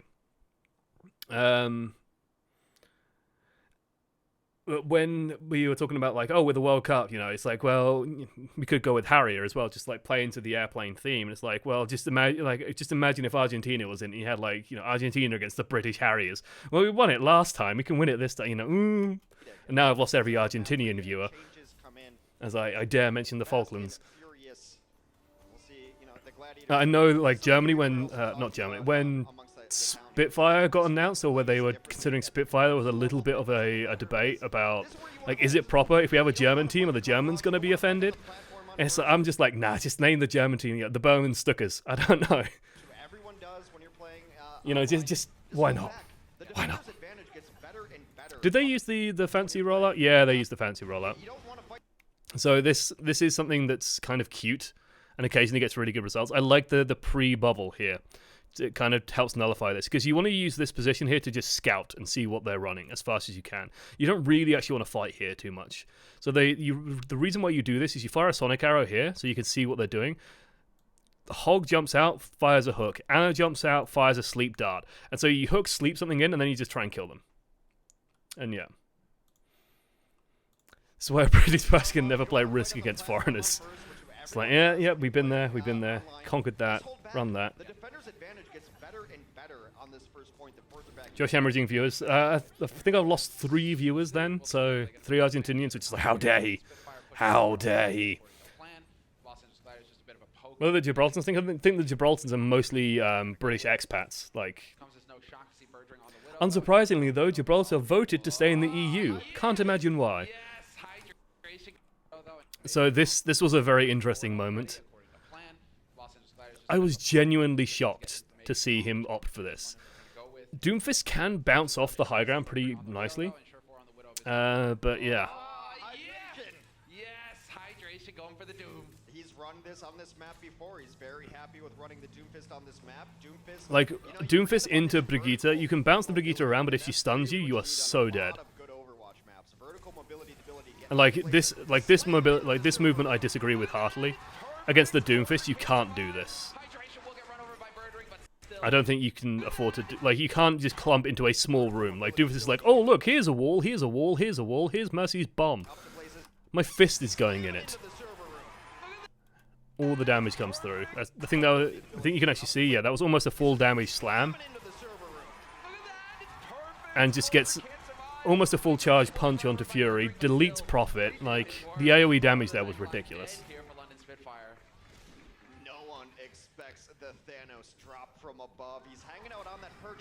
Can Hex mention Thanos? Isn't that Fortnite? I thought that was Fortnite. Divas Wait out until there. Marvel do a skin with Overwatch, like Marvel skins with Overwatch, and you have a Thanos Doomfist. Seismic slam, punch, uppercut. Hydration's Doomfist released an 80 that makes other teams forget how to play. Honestly, it could just be like a tilt thing as well, just going, huh? That's a fighting game reference. Thanks, by the way. thanks, Point that out for you. Thank you. Oh yeah, no, that was I'm awesome. talking to you yesterday about frame perfect hits. They just have to be very careful with the Doomfist. But it's no surprise where he's going to come from. He's going to come down from blue boxes every single time. Stop ruining me. Hydration. And it's like they need to catch that. He kills both of the backline again. Stop ruining the man. What happened to Prophet? Where's Prophet in all this? Prophet's behind. Like, Prophet needs to stop this. This is Prophet's job to deal with this. You can't let him just land on people and get a punch off. Trade that for days. Closer Badoshin, done. Now, let me just, give Los Angeles credit. Like, these dives are really good. They're really nicely executed. Everyone is going at the same time. So you have this big burst. Fisher's landed, done a bunch of damage. Damage comes in. So Dosin's already super low. Right? And so it means that Hydration doesn't have to, like, go, punch. He can just go, boom, and just straight away whack him into the wall. And he doesn't have to, or he just uppercuts him. It sets him up for a kill, sets him up for a second kill as he drops down onto closer. It's very, very nice. You trade that for days. Closer Badoshin, done. And sure, they kill the Doomfist, but like, I think Hex even mentions it. A, you can res the Doomfist, and B, Doomfist has one of the fastest rollouts in the game. So he's getting buffed as well, which it makes you, like, I kind of really do want to dig out the Talon account and just play a bunch of Talon heroes, because I think they're actually pretty good right now. Like, even Sombra. She has a really rough time against Brigitte, but if by some miracle they're not playing her, I really prefer the new Sombra to the old one. But me liking Sombra isn't a surprise. Yeah, verticality is what they're looking like. Like before it's I kind of want the Sombra Figma as well that they're releasing. Or not, what is it? It's not a Figma. It's a, is it made by Figma? What is it called? It's made by the same company that make the Figmas. It's like the cute smaller one. What's the Doomfist buff? He's getting an increase to the amount of shields he gains when he does damage. It's not by much, but it's just by a little bit. So it just makes him a bit more survivable. Swap into the like, I don't understand this Genji. Like, Genji against Doomfist? Like, if you bounce over him, then sure, but it's not going to help slow him down. Like, this is how you beat Doomfist, right? The moment that Doomfist flubs his dive, he's just going to die. And so Doomfist, notice that this time no one's on low hit points. Hydration's just gone in. Fisher's not there to help him. Okay, now he's dead. Right, the dive isn't perfect, so he dies. Been playing mostly Blackwatch and Talon heroes in comp? Yeah. You think Bishu is a better diva than Void? I think he is. I think he might be. There is something to be said for rotate. Like, I would generally prefer to see the statistics. I can do that now. Ooh. If I go to Void, so we have stats. Like this, they're not the greatest stats, but they're the stats. So these are the average per 10 minutes. So 17, 5 deaths, 12k damage, somehow 74 healing. I'm guessing this is across all. I'm guessing he played a healer at some point. Might have played Brigitte for like 2 seconds. I don't know. Bishu, that's how you spell Bishu. Fewer deaths, lower damage, so he just seems to be safer. More healing. It would be nice to like filter this by heroes. Load. Like I would Nendroid, that's the one. Yes. So yeah, he's played some Brigitte, so that's where the healing's coming from. Unfortunately, I can't like click the diva and get the statistics just for the diva. Yeah, I do think Bishu's better. He just seems to be more well-rounded. It's not too big of a surprise. They play Bishu more. Yeah, like this is the thing with the Doomfist. Like if it doesn't work, it will just fail spectacularly. Waiting for him to get back in here. And yes, I meant the Nendoroid. It is quite expensive. It's my only issue. And like I spent a lot of money on getting some Overwatch League kit. The Meteor Strike is interesting because Meteor Strike is a really bad ultimate without any kind of setup. Like I don't mind him like. I think he just uses it here, and I would honestly be fine with him just like dumping it straight on here onto the high ground. Because it's safer. because if you dump it onto the high ground, you won't be as easily in line of sight for bird ring, and so you can just then drop down on someone instead of starting here on the low ground where he has to uppercut and then use that to move somewhere. He does drop to safety though, which is the big thing. Like this is the thing with Doomfist. Like once his cooldowns are gone, he got buffed a little bit. Like his left clicks got buffed slightly, but it's a really terrible position to be in. Like it feels really bad. Nice job by Shore4, but not enough. Doomfist is also getting faster speed during Meteor Strike. Oh yeah, you can deploy it faster. That's really nice. That's just a good quality of life change. Like I'm still very much in the camp that Meteor Strike is either extremely situational against people who fucked up, or it's used as an escape. And you use it almost like a Primal Rage, where you can play aggressive and then Meteor Strike out to safety. Meteor Strike. Rise and Apricot. That gives so much free space. They're going to be able to push this under the shuttle, which is kind of the tipping point. Exactly, and now timing is impeccable there for Bird. Yeah, Infrasight.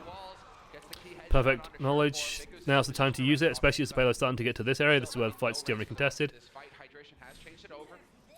Uncharacteristic miss at a bird ring. Nice zoning bomb. Just to slow down the push a little bit. This is unfortunate. This shouldn't have happened. How has this happened? What is this? Charge! Charge! Like, Zen is going in, he's leading. He's leading the charge. He's going in. Rah! Oh, shit, wait, I'm Zen. I'm dead. But who could have seen this? I can't believe you've done this. Just gets ruined. Yeah. Locked Arogar. Beep boop. Horde mode activated. Locked Arogar. Rah! Oh wait. I am a support. He's even the charge behind the payload. He was. You say behind the payload, he was like here. Where the rest of the team were like here. If a Brigitte who's playing in this, like, had to drop down to here, can stun him and kill him, that's him fucking up. He can't be there. It's the long and short of it. Q tracer clip. Yeah, why?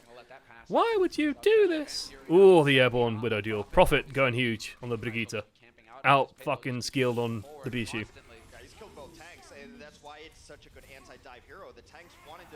Gesture playing sorry, Gesture. Why do I keep mixing these two up? It's because the name ends in the same sound. Right, it's got the same syllable. Fisher and Gesture. It's almost the same syllable. It's close enough, goddammit. Yeah, Fisher, like, Fisher playing with Primal Rage is really impressive. Like, he does so much with it.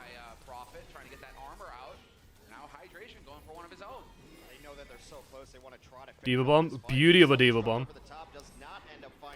Almost gets the combo. Gesture tried to slap Hydration into it, but just nice hold by LA Gladiators. Like, really, really nicely done. Playing together, not ending up out of position, taking it slow where they need to, letting that rally do the work as well. Garrosh skin for Zen. I don't think a Garrosh skin for Zen would fit so much. What WoW skin would fit for Zen? Like a Mechanome? You could have a Mechanome skin. Mimiron Zen. Mimiron Zen would be really cool. It might suit Diva more, because Mimiron like does get into a huge mech, but I don't think the Diva fanboys could take having a gnome replacing their waifu. Like, Widowmaker has the Nova skin. I would love a Sylvanas Widowmaker skin, but again, silhouette's too different.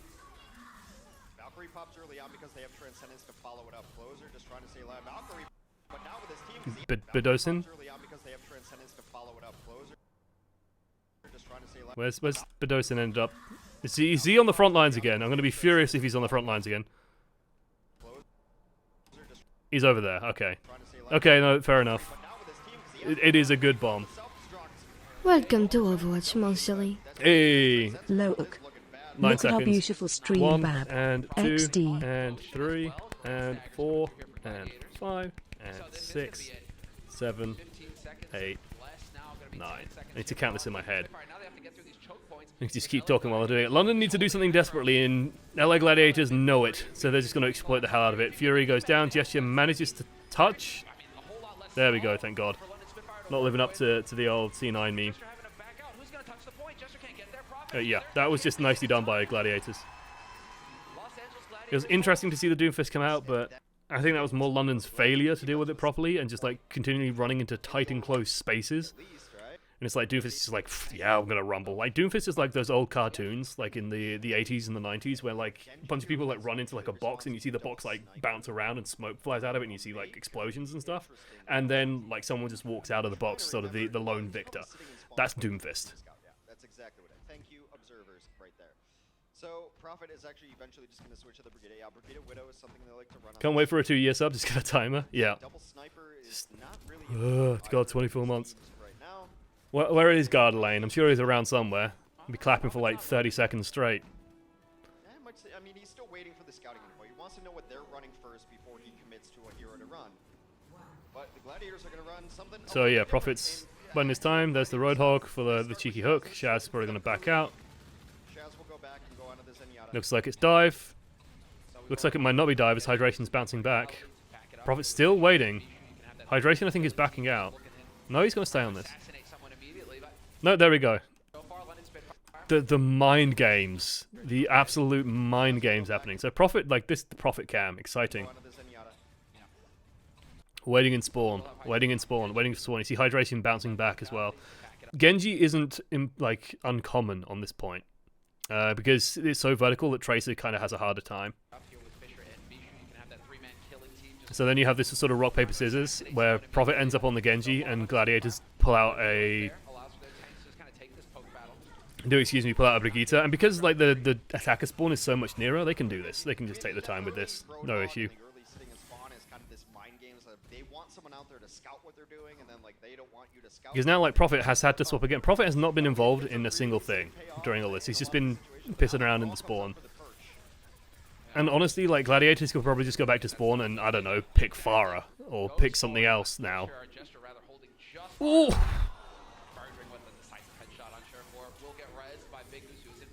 Close. But again, you gotta be careful about this stun combo. If you're one of these tanks right now, you're playing with fire. If Hydration gets a stun on you, you could die, and that's gonna be a big opening for the Gladiators. Interesting choice to go this way from Hydration. This is going to put some threat on the Widow, but the Widow has got Infrasight right now, so... It's kind of stuck. Like, London should be done. London know where this is. Why aren't London doing anything about this? Hello? Hello? There we go. Setting it up again. Perfect. He keeps dominating Surefour like this. 2 kills already. That's not gonna be good here for Surefour. Pink Reinhardt with pigtails. Oh, baby. Listen, when's Prostate Cancer Soldier 76 coming out? That's my question. Yeah, he continues to be selfish, but that's fine. And a sniper, I'm totally okay with that, Hex. In fact, it should be encouraged. Yes, just get headshots, get the kills. It would actually be amazing if they did that, by the way. It would be incredible. As long as I'm not asking Widow to switch, I'm happy. Alright, well, Rally put it to play. That was Hydration. He's been playing the Brigade longer, so he's actually... So this is all so far so standard, by the way. A lot of resources being committed into this offensive from Gladiators. London's just responding in kind. Nothing too shocking happening. Bishu goes aggro, doesn't quite get dose in. Closer can always save it. Prophet goes down. That's kind of actually a big deal because there's now like an imbalance of resources, right? If you think about it as like a scale, like I often do. By the way, I know we're coming up to 1 AM, but we can go a little bit late because we started late. Right, always think of a battle as like a scale. So LA Gladiators have committed 2 ults into this. Might even commit a 3rd. London committed 1. Could commit 2 more, and now suddenly one of them gets cancelled out. So suddenly, like LA Gladiators could put 3 ults in. London can only put 2 in. Well, LA Gladiators push it down to victory, I guess. I don't know. And then the metaphor falls apart. A bit quicker there than Prophet, but Prophet... Oh! Prophet getting... Rather it be testicular cancer? Sure, either or. Could have a combat, yep, combat rally thrown in. No hesitation there on the side of Prophet. Love to get Doshin some of that armor, and he will find it as well. Shaz, Big Goose already... It's weird to me that, like, talking about, like, breast cancer would be very, very acceptable and easy to do, but talking about balls would be very tough to do. As, like, a forefront of a marketing campaign. It's like, save the boobs, yay! Save the balls? I don't think you can say that. People seem reluctant. I mean, testicles are not an attractive thing, I'll give you that. They are quite ugly. So, yeah. Don't get me wrong, the prostate is not exactly a charming gland of its own. He was so good in stage 1 and stage 2. injury derailed a lot of London's hopes there, but it does seem like he has returned, and that should be terrifying for everyone. Gesture just playing pretty well. Hanzo coming out again, not uncommon on Temple of Anubis on Gibraltar. I don't know why that happens to my brain. But yeah, it's Profit swaps up again. Interesting. Like this is a much better swap. Like this is very nice for London as long as they can keep the pressure on. Birdring's gonna have a really tough time here, and like I think just completely irrelevant of the Hanzo, LA Gladiators just gets a good dive going and just manages to isolate both supports and kills them both. I guess it helps that Birdring can't like help do damage to the tanks here because he's so pinned in, but ooh. It's a nice transition. They go into the double sniper here to try to deal. And yeah, this is going to help them going into this phase. Like, trying to push into hangar against double sniper is going to be a nightmare. And oh, bad spawns as well. This is identical. The map strikes again. They tried to take the other door. They tried to go through like, maybe they won't see us if we're over here. Takes another 2. So yeah, this is going to be difficult. It does look like London were able to sneak their way out through one of these chokes though. So we will have Sure4 now holding. So yeah, they're going through the low ground, send the tanks in first, do a little bit of screening, just occupy the attention. Like, the tanks have to be so careful though, because if both of these guys land a headshot, they are done. And I imagine people's Hanzo game is a lot better than it used to be. Profit with a nice kill though. What happens to you, Hydration? I wish we could see, but we can't. Even though we have 2 camera angles, neither of them are going to be on Hydration. It looks like it's just mostly Profit doing that, but it looks like something else is helping him. Actually, it's not Fury. It's something. Trance covers the res. Hydration's back in. It's a very, very aggressive though. Now they have Transcendence where Shaft used his during the fight. Transcendence is available now, but Dosha goes down again! Sure4 with the money shot right there. Birdring now under pressure here. Fisher looking to punch him to death. But the kills are coming in for London Spitfire, and it's looking like they will hold at the end. Near identical situations here. Do you know why the prostate is called the prostate? I didn't know that, Sea Surfer. I did not know that it was the protector of the bladder.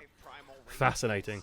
You know, is it linked up at all to I don't think it is linked up at all to the bladder. Surely, like, only in the way that it's linked to the penis. And it's not even linked technically to the penis. It's linked to the... I can't remember the name of the tube. It's a tube. There is a tube involved. There's a lot of tubing involved and a bunch of glands. Anatomy was not my strong point. I was more of a physiology buff. Yeah, Welcome to Overwatch, hydration's a big deal. Monsilly. Alternative tactics. 1 second. Beautiful. Urethra? Yeah, I think isn't the urethra just the outer point? Is it still the urethra on the inside? He has 1. They are actually almost dead even in terms of stats. Yeah, it's just the primal rage kills are different. Fissure only has 1. Gesture's been getting it done. I guess so. I guess it is. I don't know why I didn't remember urethra. That's bloody obvious. Yeah, Genji in current meta. Lol. Yeah. Goes for it. Oh, Winston skin. It doesn't even get stunned. He just gets focused. Like, he just jumps in on his own. Where was Gesture? Where's Fury? Hello, tanks. Wake up. Just, again, remember what I was saying earlier? Focus fire. Focus fire. They worked the way up just before he hit the bladder. There's a swapping great gland around the entrance. I guess so. It's weirder that they feel it out through the butthole. I suppose they... Yeah, makes sense. Let's head over to Nepal. I hear it's nice this time of year, and this... But yeah, this was painful to watch. Right, we've got another map to do still. I'll jump forward. We've got a tiebreaker. And like, tiebreakers as London hurts, right? Because it's on control. A mirror match. So some interesting stuff from the side of London when we do finally load in. They've got... There will be a Junkrat, Diva, Orisa for the side of the Gladiators. So a little bit different here, but I think... It's easier than the urethra, yes. I mean, if I remember my anatomy correctly as well, like the urethra like loops like this. And then it goes down to the penis is like this way. And then like you have like the testicles down here, there's like a gland here, and then there's like the prostate here as well. And like this is the seminal gland, the prostate, and the testicles. And yeah. And then like the bladder hooks up somewhere like it involved over here. again, this is very much not my area. That physiology around the genitals is not my area, not my specialty. As a penis, I only drew the urethra. I only drew the tube, not an actual penis. Why are we discussing a dicks and no, it's the extreme? Because I'm a nerd. Where's off-colored? So, okay, guys, so far so standard. The old 222, I've discussed this previously in Probing the Many. We'll do it very quickly, where if I draw a quick schematic of this map, say high ground, there's the large health pack room is up here. Sorry, no, that's not correct. Right. Let's do it like that instead. That makes more sense, because then you have like this. You got stairs here, the pillars are like over here. Okay. Then you have like the tunnels back here and like the high ground area back here. And so you split your team up into 3 components. You have the tanks fighting on the point, so instead of doing the squiggle, let's just do T. You have the snipers over here, and then you have the Junkrat over here. Mercy can kind of bounce between all 3. Zen is usually over here with the snipers. Okay, Junkrat secures this high ground and will spam against the other Junkrat. The snipers will crossfire across the point and won't really deal with each other, and then the tanks will try and bully each other off the point. Any of these 3 components fail, you're in trouble. Double area control for London. You got to be very careful about walking on ledges. This is where John wants to be. Still an insidious scheme to give US a sex education lesson. You think he just turned to shore for? He's like, no, that's how you hit. This is where John wants to be. And so, yeah, like, very, very standard, right? And it looks like Hydration's actually got the advantage here. It's always a bit of a risk dropping down, because this does free up Profit to kind of push forward, and just, you can spam down behind them very easily. And they have to be very careful. It looks like they're just going to put a mountain of pressure onto Gesture, and it pays off. It's an aggressive play, but they can do it. But the only issue is now, Profit can drop in behind them and just start, like, Big Goose will just die straight away. Like, there's no room to evade in there. So whoever drops down first generally is in a lot of trouble. You can even see the Roadhog coming down there. It looks like Hydration set a trap for him, so he manages to kill Profit. Which is very good awareness as to how this works. Sitting next to a widow to get across the map orb. Nice. The female reproductive system is full of surprises. It's a shocking thing. Sea Surfer is a doctor, by the way, or going to be a doctor at some point. I think he's still a med student, a filthy med student, so he's not quite a doctor yet, but he's on his way. Bless him. I have a degree in pharmacology, so physiology was very much a part of my degree.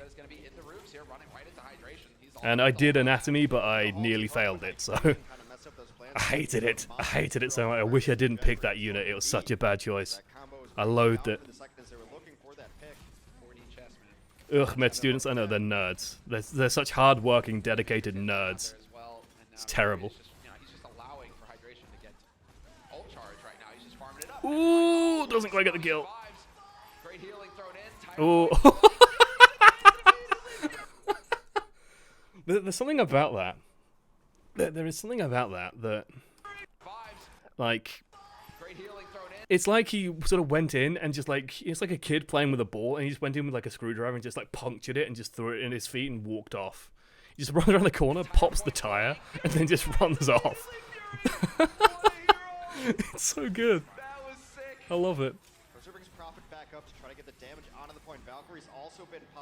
Like, interesting of Shao to use the trance that early. Bought a little bit of time. Oh, 1 step wrong, 1 foot wrong. The shield is still there. Unfortunately, the shield, I don't think is quite in positions for them to actually like fight this. They need to play aggro, and you can see, I think now Birdring, now that the point is clear, Birdring is going to start advancing this way, or at least hopefully. He seems to still be covering over here. But I would hope, like, the Venom Mine here might tell me that, okay, Birdring probably wants to start pushing in to deal with Surefour. So yeah, you can see like Birdring's turning to face this way, as is Shaz. Very good shot. Very good shot. Holy shit. Slow this one down. I want to appreciate, like, Surefour should not get this kill at all. He's taking damage. He whips through. So close. Oh my god. Little bit lucky, I think, that Birdring jumped, but man. London Spitfire will start generating percent, but it's 79% for Los Angeles. I remember this is the sort of the split on this map. But was not challenging him to duels. His attention was focused on the point and getting those. This is an interesting sort of deviation of the tactic. This could be just try and ambush the Junkrat, or try and, like, if they try and run in this way, then they can just whole hog him. Okay, let's gonna take it easy. A little bit of spam. Prophet managed to get the kill. Oh, ho, ho. Just get to take the shots that they want. Focus on Oh, excuse me. I had a very big dinner. I had fish and some pasta. It was actually surprisingly nice. I made too much pasta, and so I'm like full of carbohydrates. Okay, like, it feels like Gladiators are doing this a little bit differently than how you'd normally do it, and it seems to be throwing Spitfire off. And honestly, if you're going to beat Spitfire, this is how you do it. It just feels like they're putting a lot more pressure on the barrier, and they're just getting better results whenever the barrier goes down. This could be because of the Diva, and like the Diva's making it very hard for London to capitalize when the barrier drops. Because, like, you know, the big difference is Void is on this and Fury's on this, right? And so when the barrier drops, it's like every single time barrier's been smashed on both sides, but somehow Gladiators are just winning out. And it's because this Roadhog is dropping super quick, or the Oasis just gets exploded. surprisingly fast. And Notion trying to launch his way in there with the transfer. He's not going to be making it in time. Tries to get the res for it, but yeah. Mercy just plummets to the ground. They're going to stall this out, at the very least. Dosin. Wow, this actually worked out. Like, with 2 people dead, this is very bold. I guess they realized that they got Fisher, and they can't res this as easily because they don't have a trance to sort of work with. So they can afford this res. They managed to get Gesture back up. Gesture can continue stalling the point. Birdring gets a kill there, and maybe LA thought, oh yeah, we got this. We've absolutely got this fight, and then lo and behold, you don't actually got this. Dosin drops down and just gets on, like, behind. Boop. Big Goose goes down. Oh, he wants a little bit of support, I think.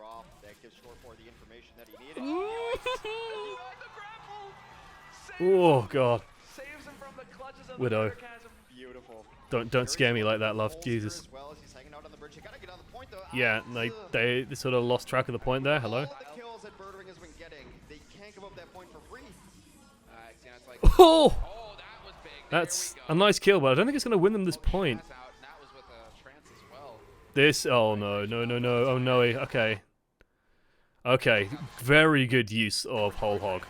It probably won't be enough though, because the barrier is sort of out of position. No, oh my god, the healing. That's so good! Oh god. But still not enough. LA, again, playing it so close, so tight. It feels like they need to be better about dealing with, like, pressuring Sure as fast as possible. Does this guy have YouTube? Yes, he does. Gay Echo. It's one hell of a name. It is Pride Month. Wearing it with pride is fine.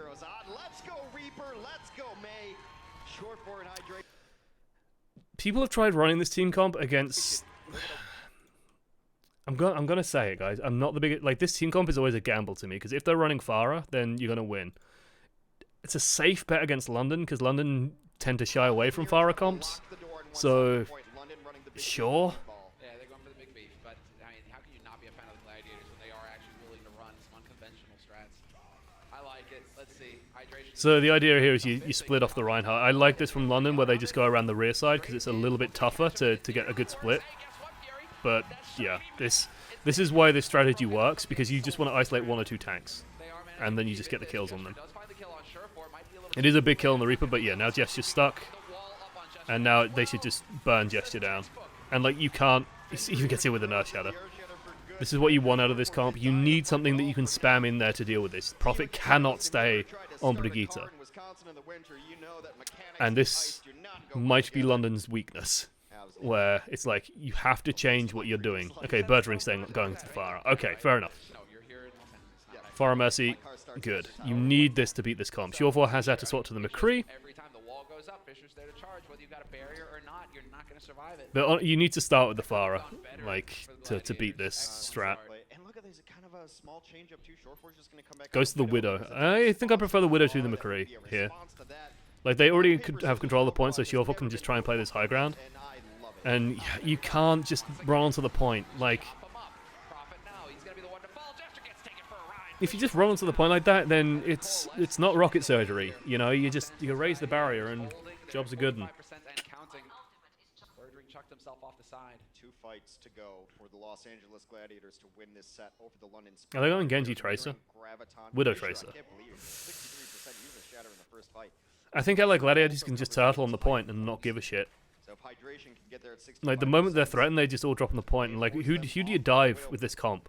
Or off of the Pharah, rather. Profit now on Tracer. Who do you dive? It's gonna go to Tracer. Please tell me. Going to the point though. Prophet. He's flipping it half. Gesture just gets pinned to the ceiling. Oh my god, that looked buggy as hell. Fire now. Prophet. Gesture having a tough time there. It looks like he's stuck. Lose Gesture. But yeah, who do you dive? You gotta like force Shaz to use his fade, and then maybe you can dive Shaz. Around the corner. 72% and counting here for the Gladiators. But that's it. That's really it. You can just play point here if you want. Make them come in, lock the door. Since E3 is in Prime months, it's games, not games. As in, yeah, I see what you've done there. Hands down. Big Goose isn't too far off of the sound barrier as well if it does draw out. So right now, London Spitfire rotating around trying to find an It's in California as well. Pretty liberal area. way for the rest of the team. And Birdring on high looking for a pick. But yep, now you just So again, yeah, like I said, they can just turtle on the point. Like, what did Spitfire do when they're just all standing on the point like this? And May's pretty good against Tracer, by the way. FYI, it's a good shot from Birdring. get the grab off him. Doshin finds Shadow. Prophet rezzed up by Closer, and somehow London Spitfire might be making it happen here at the very end. Whoop, whoop, whoop. That's rough. Fisher's gonna come in. He gets a couple of kills. They need to bring this one back because They don't even need to stall this, but May can just build up a blizzard here. But now pure guts and mechanics on the point. Fury goes down. Big Goose gets himself a Nice job by Big Goose. This one is brawling out, but There we go. Wouldn't surprise me to see LA swap off the May. Early hurts them enormously. That's no grab. The grab comes in now. What? Grab it now, catches nothing. Void, hello. Prophet, hey, Prophet doesn't win. Void, void, void, void. Wait, Switching, right? Void has to be switching. he has to be. Yeah, he's gonna. Doom. It just no, he's not switching. Yeah, he is switching. Okay, thank God. I think he had to switch just to save face. Yeah, guys, it was totally planned. I wanted to switch because you got a graviton surge here. Like, it's a pretty good ultimate. Grab it now, catches nothing. Useless tank. Whip, Prophet. Hey, Prophet I still have it. Yes, void that, sure for. We'll There we find go. Prophet in the They end, gotta but be switching, right? yeah, Void has to be It's switching. it's a little bit of a whoopsie still. I think the grab is pretty good, even against dive. those Gladiators, that AoE healing and damage. Hydration. Swap to the McCree helps deal with the Doomfist. Winston, how it's done. Fury right in, chunks down to half HP. If they don't put a kibosh on this Doomfist, like if you don't control the Doomfist, and oh C9, From under London, oh London, you can't go this way. oh Long Johnson, Los Gladiators on the edge. little bit unlucky there on the Zen. To keep tapping this point. Need to keep Oh my God, There's the Earth please Shatter don't let this by happen. Fisher. Void you can't go this It's just on. Fury. AoE healing and damage. Hydration.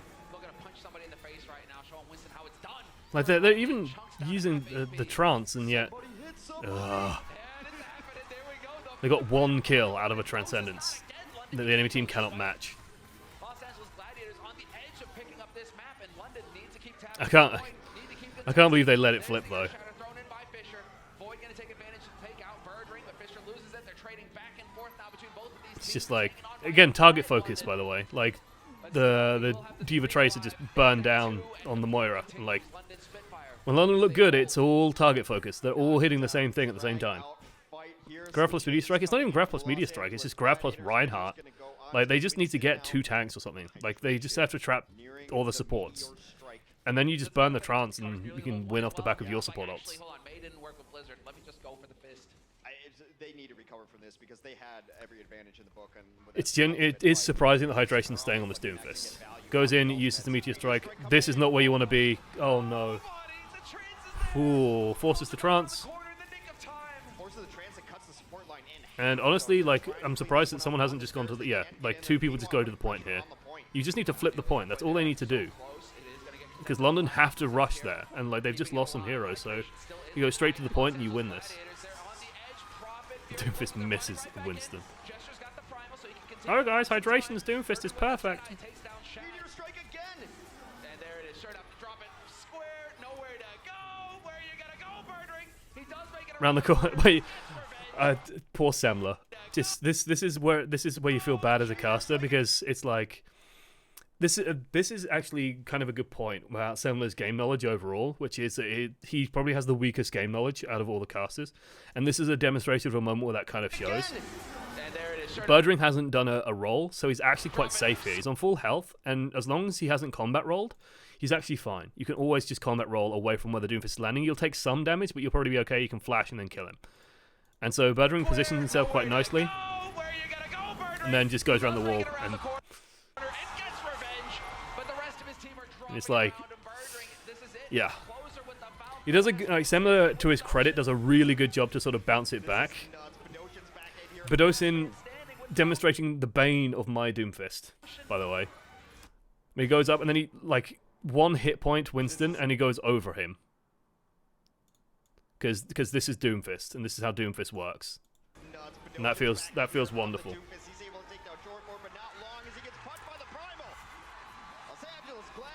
Semler's the best. Semler does a really good job of recovering on that, though, and like bounces straight back into the hype. And like switches the narrative up of like, yeah, we bring it back. Oh, he got revenge. Yeah, really well done. Fisher looking super happy. I genuinely like Fisher sort of won me over with this interview. I'm going to show the interview because it has an amazing ending. I talked to my coaches and the coaching staff and staff. Right, so Fisher after the game does this interview.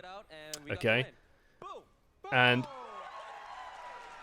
it's always nice to see Koreans showing character, and it's I don't mean to sound like racist or insensitive, but I probably will sound racist or insensitive. But a lot of Koreans are quite demure, they're quite quiet. 18 months. God, coffee. God. So they are quite quiet and quite sort of demure personalities. I have no idea how long I've been going, by the way. I'm just going to keep clapping. Thank you for the 18 months, Marenwen. It's a huge amount of time. So yeah, and so they're generally quite reserved, very polite, very friendly. So when, they're this animated, like, it's rare to see a Korean this animated, like this, showing this much pleasure at winning and stuff, because it's generally viewed as a little bit disrespectful, and a little bit perhaps, oh yeah, I won, and it's, they have a very respectful culture, so it's sort of, oh, we'll show respect, and, I'll be very quiet and say, oh, they played really well, but we played better. But then he comes out with this. 제가 할 수 있는 말은 하나예요. 저를 판 사람. Now, he's speaking Korean, but I only have one thing to say. London, are you guys regretting it? And it's nice to get the spice, it's really nice to get that from Fisher. And like, it's not, it's not malicious, it's lighthearted still, it's good, just like a little bit of just a, hey, I'm really good, you should have stuck with me. Fair play to Gesture, though. Gesture's also really good. But man, like Fisher, I already liked Fisher, but he should have dropped the mic. I imagine he's not going to drop an expensive piece of equipment, unfortunately. It's funny to see him, like when the interview first began. Like, this is the Chad Korean. He just takes the mic. Mine, give it here. Right, let me talk. I was kind of hoping he would be speaking English because I've heard Fisher actually has decent English. Like good, like decent enough English. Out of all of the original London Spitfire roster, I'd heard that Fisher had okay English. So it kind of makes me a bit sad that he's not speaking it here, but there you go. Anyway, guys, it's been an absolute pleasure to go over this game with you guys. We learned a little bit about anatomy while doing so. Biggest thing for London Spitfire is like work on control, work on it's mostly like just the target focus. Like when the target focus is there, they seem so good. GM responded to Fisher on the Spitfire Reddit and down 200-ish downvotes. What, do you mean Jack? Did Jack respond? I need to find this now. Is it our Spitfire? I said Welcome to Spitfire, Overwatch, Spitfire. Monster. Hey, thank you so much, Night Owl. It's about 14 months. 1 and 2. Oh, yeah, they did. 10, 11. There we go. Thank you so much. Oh, God, it's a long time.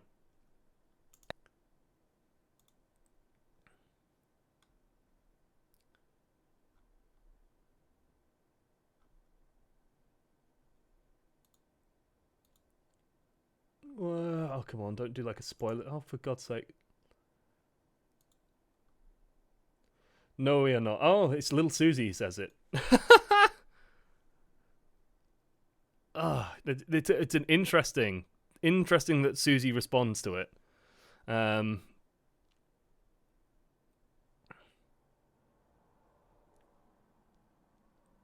Yeah, that's a weird one. It's not even like with a bound, like it's not even a banter thing. It's just like a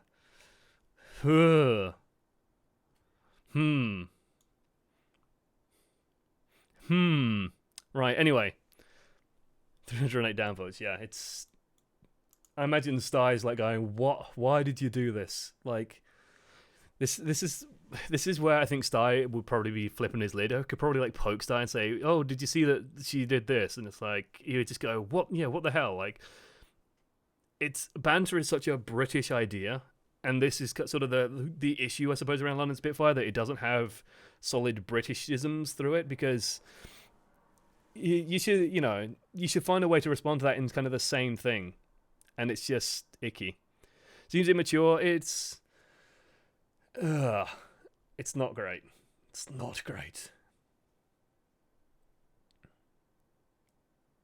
Yeah. Oh well. Whatever.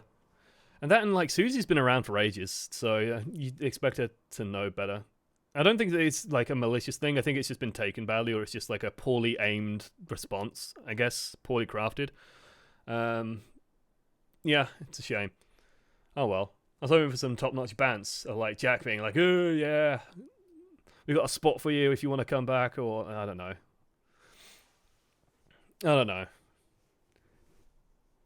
Not even if, like...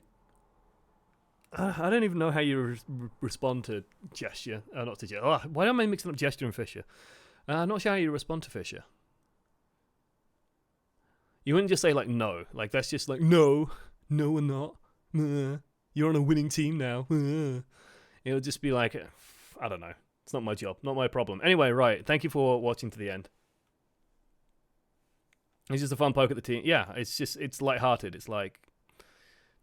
I don't know, it's dumb. Anyway, alright. Let's thank everyone for supporting the stream and end this awkward as hell ending. Night Owl 4, thank you so much. Moranwen89, Alternative Tactics, welcome. I think you've subbed before. Envy Love 3, thank you so much. Officer Doppus, steal your mind with 2 bits. You need to give me at least 100 bits, I think, for it to pop up. Buckle for the host, thank you so much. It's always appreciated, man. Hopefully things are going well for you. Audacious Owl with the fresh Subbaroni, John Lock 2323, CT Leannon, Miranda earlier on today, Sharkfin, a guitar guy, Silverdale, and that is everyone for today. Thank you so much, guys. Tomorrow at 4 o'clock, more Dark Souls, more frustration in Dark Souls 2. It's been a very frustrating game. I was putting your 2 cents in. Okay. Yeah. Otherwise, yeah, thank you so much for watching. Pretty sure that they released him before they wanted him to play a lot last week. They were hanging out together and Fisher was still wearing his London shirt. Yeah, I've heard that, like, Rascal, for example, comes over to the London team house quite a lot, and I'm sure Fisher does as well. So, yeah. He does have top tier so far. Yeah, he does. Honestly, that's more my fault because I haven't been streaming much this week. What's after Dark Souls 2? Probably a little bit of a break, and then a little bit of Hollow Knight. We'll see after that. Thank you for watching anyway. Probably after that Skyrim or something. I don't know. We'll figure it out. The issue with the afternoon streams is they take up a lot of time. Like, they're 4 hours, and then it's like a 2-hour break where I can't do much, and then it's 3 hours of streaming. So that block where I can't do much but think about streaming, make dinner, eat dinner, maybe watch a video, and then stream again is quick maths. 4 plus 3 plus 2 is oftentimes 9, so that's 9 hours of my day that's just like gone. New Vegas is on the cards as well. It's been a while since I played New Vegas, and I've not finished all the DLC. I've finished a bunch of it. We will definitely use that stealth suit if we do New Vegas that talks to you, because I like that stealth suit. Anyway, I'll see you soon. Bye! Find someone to host. Who's hostable? I should also like be playing music right now, but I can't be asked.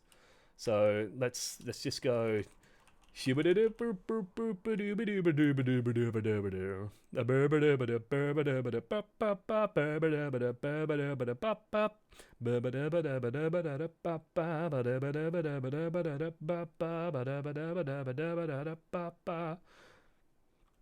Overwatch Pit's running. Is E3 still on Muma? Muma, host Muma?